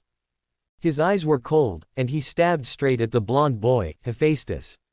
Don't push yourself too far. You said you were entertaining me, but now that it's over, you still refuse to let me go. Hypnos, you're really nerve-wracking. Hephaestus brushed aside the hair that blocked his view, and said deliberately. Such a joking attitude. To let Hypnos understand that he was the one who was being teased, he frowned and shouted. Hephaestus, I kindly invite you to the kingdom of dreams to enjoy. I never thought you would play me again and again. Well, let me tell you the truth, if you don't hand over the secret of your promotion, you won't be able to leave here forever. The 3,000 dream gods also showed their minions one after another, and surrounded them with a murderous aura. Really? Use whatever methods you have, and let me take a good look. Hephaestus didn't mind the threat, laughing. Anyway, he now has a dream priesthood. There is also the Scepter of Dreams, a high-ranking artifact. The power exerted in the Kingdom of Dreams has been able to rival Hypnos. It can even cover one end, so you don't have to act with the other party anymore. Arrogance. Hephaestus, you probably don't know where you are right now. Hypnos laughed back angrily. Pointing at the blonde boy with the magic wand in his hand, he said, I'll wake you up. Rumble. I saw the world suddenly change. All the beautiful scenes before are gone. Dark clouds billowed in midair, lightning flashed and thunder roared. It looks like the end is coming. The ground under Hephaestus' feet also shook violently, cracking to pieces. His body immediately fell into the endless terrifying abyss. Be swallowed by the thick darkness. As long as I don't save you, Hephaestus, you will fall forever in the bottomless abyss. There will be no end. Hypnos exclaimed triumphantly. Although he did it, he didn't kill him. First of all, he didn't intend to kill. Second, he still has to force him to ask the Pluto about the secret. No, you are wrong. Hephaestus spat out the words. In an instant, the power of the rules here changed completely. I walk in the kingdom of dreams, and I can do whatever I want, and no god can interfere. The world around Hephaestus changed rapidly. Dark clouds, strong winds, thunder, abyss, and darkness all disappeared. Nearly returned into the jungle of birds and flowers, beautiful and fresh. How is this possible?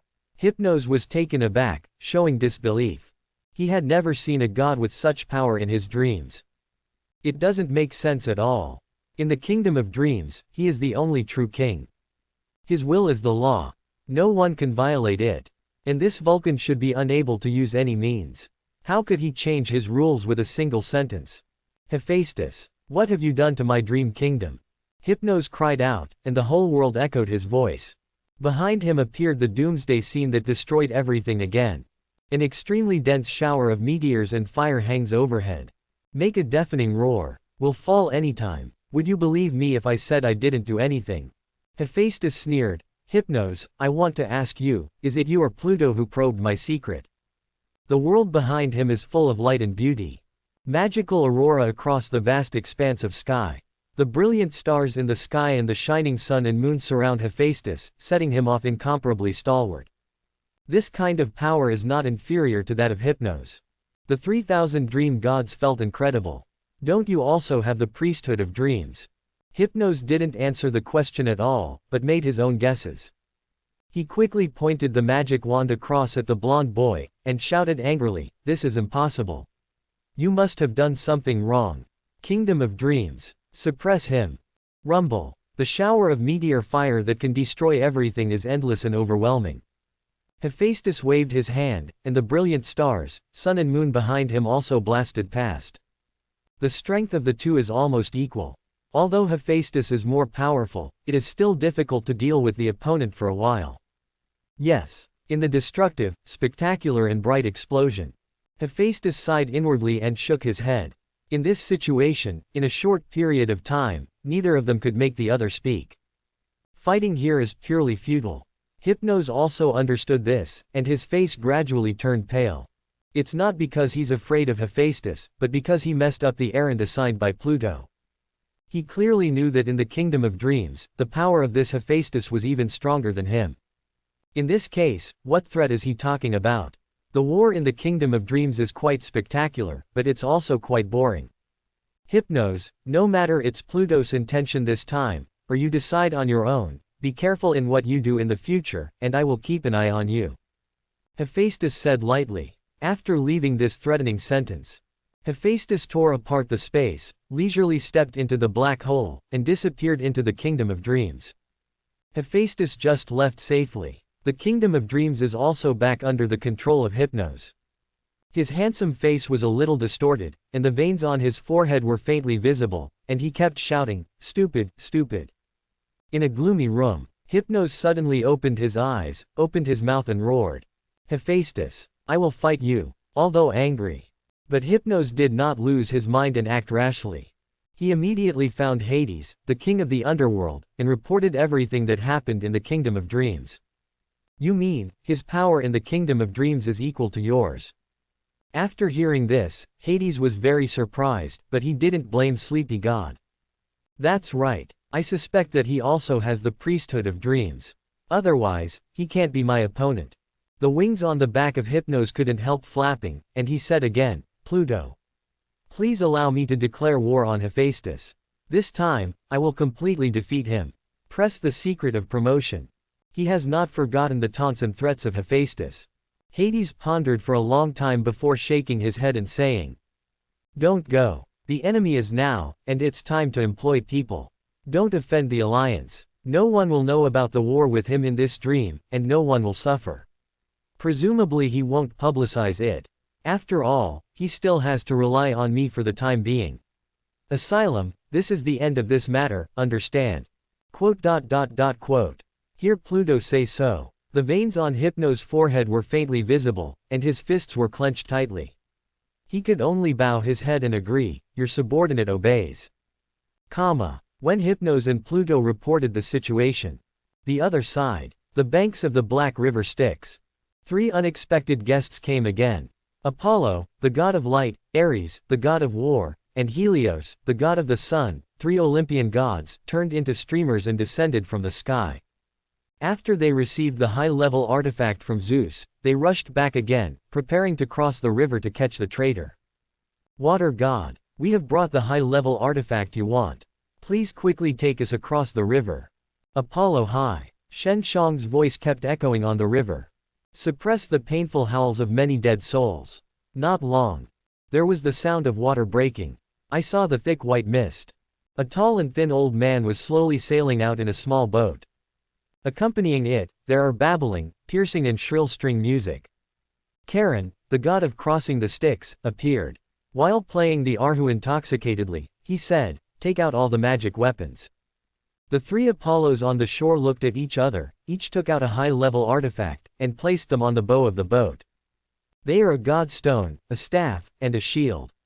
Wu Shen, I think, you have no reason to refuse to take us this time, right? Ares said with a flash of coldness in his eyes. Charon ignored him, carefully looked at these high-level artifacts, nodded and said, "It's almost time, you guys, come up." Although the three of Apollo didn't understand what "it's almost time" meant.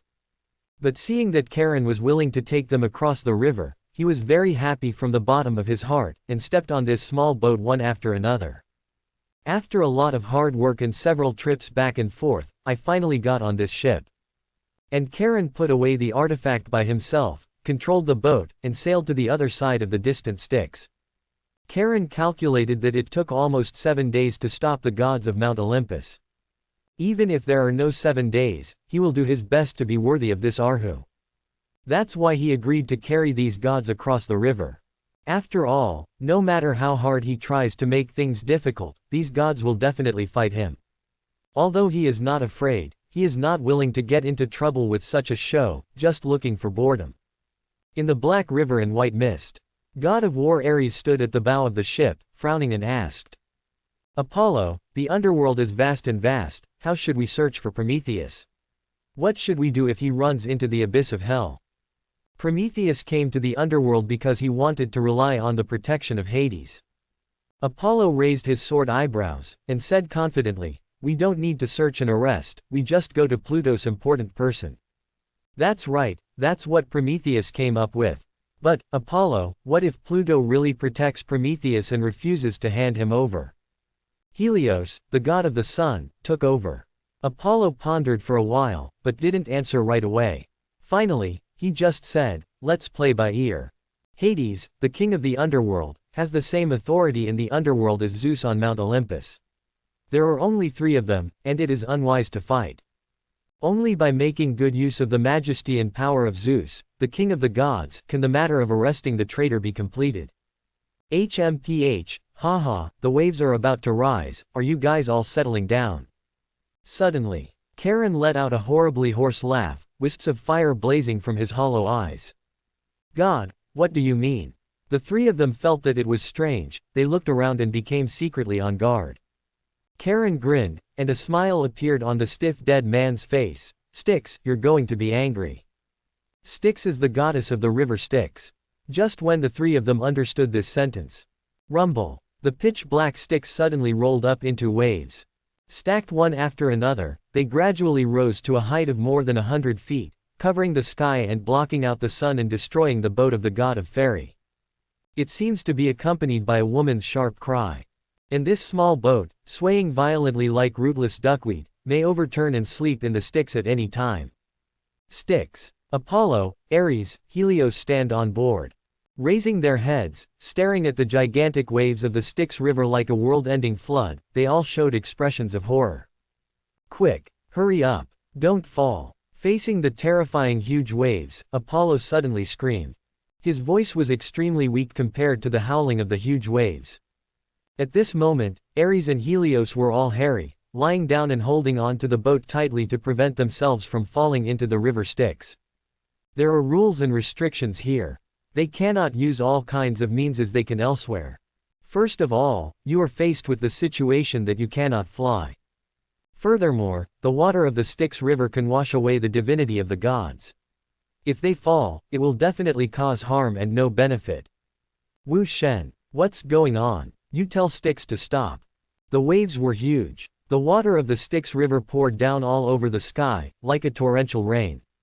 Apollo, who was drenched all over, opened his mouth and yelled at Charon at this moment, and tasted a lot of this stinky black water in his mouth. "Hee, I am god of crossing, not Pluto, and the Styx river is not under my control. You guys should just ask for blessings," Charon said with a grin. He was quite happy to see these Olympian gods deflated. As a result, the Urhula in his arms became faster and faster, echoing the huge waves of the river Styx that destroyed everything and drowned everything. Ares. Apollo. Dear sons of Zeus, taste the river of my mother's hatred. In the water of the river Styx, the violent and vast divine power fluctuated. A beautiful black-robed goddess laughed wildly. She is the goddess of the river Styx, Styx. She is the eldest daughter of Ocean Lord Arnolds and Thesis. She is strong and excellent. She has led many sisters to help Zeus and overthrow the rule of the second generation of god King Cronus. However, because of a prophecy, Zeus devoured her dear sister Métis. Such hatred, Styx is unforgettable. At this time, she met Apollo and Ares crossing the river by boat, of course she couldn't miss it. Immediately stir up a huge torrent of waves. Let them suffer a lot. These three main gods are placed in other places, and she is not yet an opponent, but on the Styx, she has the absolute initiative. I'll stop this huge wave. Ares, Helios, steady your boats. As long as we reach the other side, we'll be safe. In the violent storm, Apollo forced himself to be calm and shouted.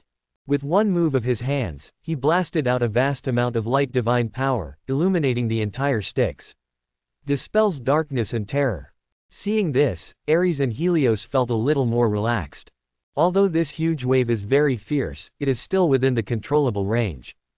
They only need to join forces to fight against the enemy, and they will be able to survive this catastrophe safely.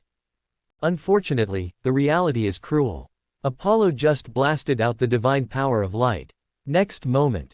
Boom! Huge and boundless black waves swept across, hitting head-on. This abominable black water that can shatter all divine power and rules instantly annihilates all light. Apollo. In unprepared chaos, Helios and Ares witnessed Apollo being swept away by the river Styx. The tiny figure quickly disappeared into the river Styx. Neither of them even reached out to help. Styx. You. Ares. This is not the time to fight. The bottom covered by huge waves. The roars of Ares and Helios came out one after another. But soon there was no interest again. Moment. Ho ho ho ho. The earth-shattering roar of anger suddenly shook both sides of the Styx river. I saw a gigantic giant god in armor appearing in the sky above the Styx shrouded in white mist. A pair of eyes are scarlet, holding a spear, struggling to project into the depths of the Styx. Then, a group of golden flames with terrifying temperature and blazing radiance appeared in midair. But only a moment later, both of them were submerged by the thick and black waves. After a long time, everything returns to calm. The other side of the Styx. A young man in a purple robe, soaked all over his body, came out step by step from the knee-high river shoal. Behind him was a majestic man in armor, who was also drenched. He had a ferocious look, as if he was about to violently kill someone at any moment. Both looked very embarrassed and angry. Prometheus. Styx. I'll kill them all. Kill. Ares was furious, roaring like a beast. Since he was born, he has never experienced such humiliation. Calm down, Ares. Apollo is gone. We have to get him back. Stop thinking about revenge. Fight. This is the underworld, not Olympus. Helios had a gloomy face and said coldly. A wave of heat suddenly burst out all over his body, drying up all the moisture on his body. The huge wave just swept away Apollo. Fortunately, Ares and Helios crossed the river Styx without any risk and reached the other side. What about the underworld? This Styx. I don't care about the gods of Mount Olympus. How dare you take Apollo away? Humph. I'm going to kill her sooner or later. Ares yelled defiantly. Helios was speechless for a while, and said with a sneer, why didn't you say that on the river Styx? Stop trying to be brave here. Ares, split up with me to find someone right away, and don't screw up this matter again. See Helios angry. With a cold snort, Ares remained silent. Bad start. Before they even saw the shadow of the traitor, Apollo was in trouble first. Now his whereabouts are unknown, and his life and death are uncertain, so of course we must act immediately to find him. Drying the Styx water on his body, after discussing with Helios, Ares searched separately on the bank of the Styx. They thought to themselves, no matter how bold the goddess Styx is, she would not dare to kill the main god on Mount Olympus, so Apollo should not be in danger. Ares and Helios searched separately on the banks of the Styx for 3 days and 3 nights. Squeeze around in the endless pile of dead souls. But Apollo was never found. Apollo just disappeared. Nothing was left. And Ares is obviously not interested in finding someone, even if the other party is his brother. After 3 days, he quarreled with Helios impatiently. Whatever you say, go hunt the traitor Prometheus first. In this regard, Helios was very troubled, so he could only agree. And secretly swear to the river of oath-keeping. After this trip back, he will never do missions with this simple-minded guy again. Of course, there were other reasons for agreeing to capture Prometheus first.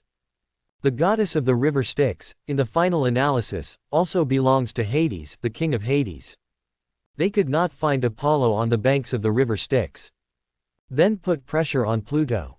It is not impossible for Pluto to send troops to look for it, or even for goddess Styx to go in person. Ares, remember, after meeting Hades, I will negotiate everything. Don't be impulsive or provocative. We just need to complete the task. Then leave the ghostly place of the underworld safely. Don't have any extra problems.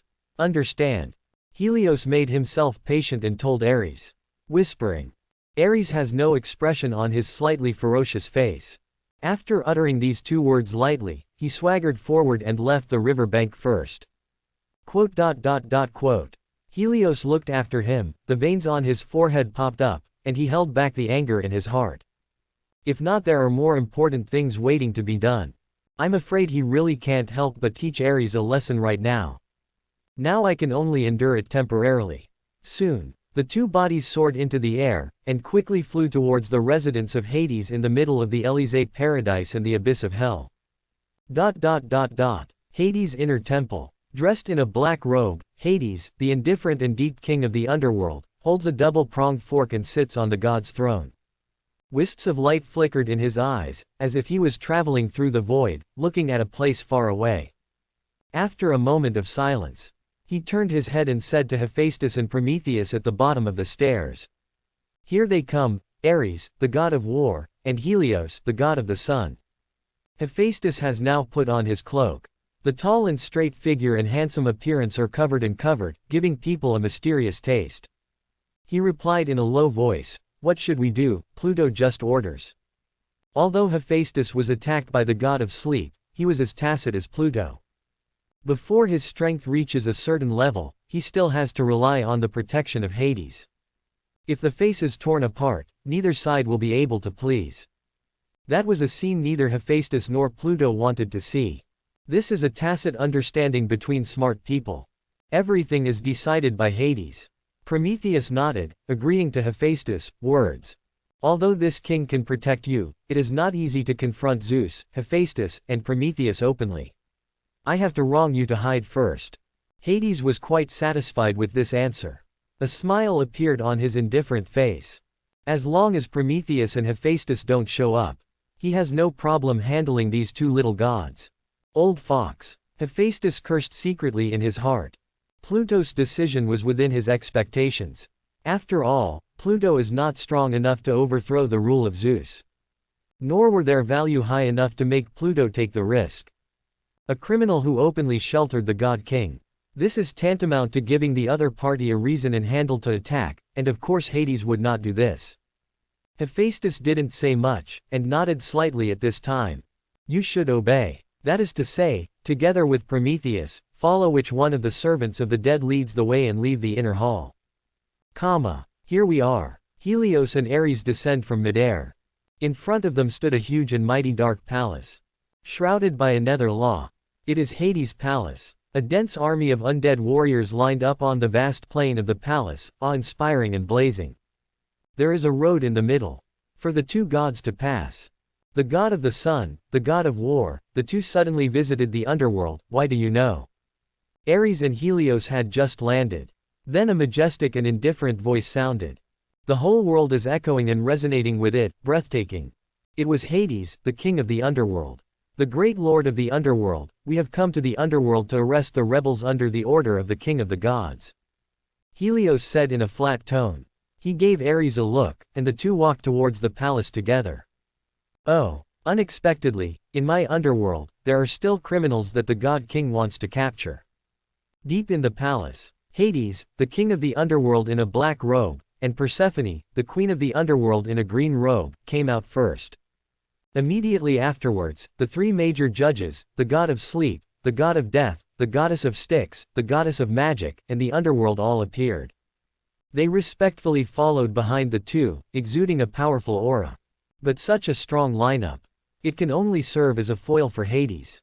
Hades was indifferent, standing here holding a double-pronged fork, and immediately made Ares and Helios feel the coercion and majesty comparable to Zeus. This is a great existence that cannot be violated. The only master of the vast Netherland. The only rule.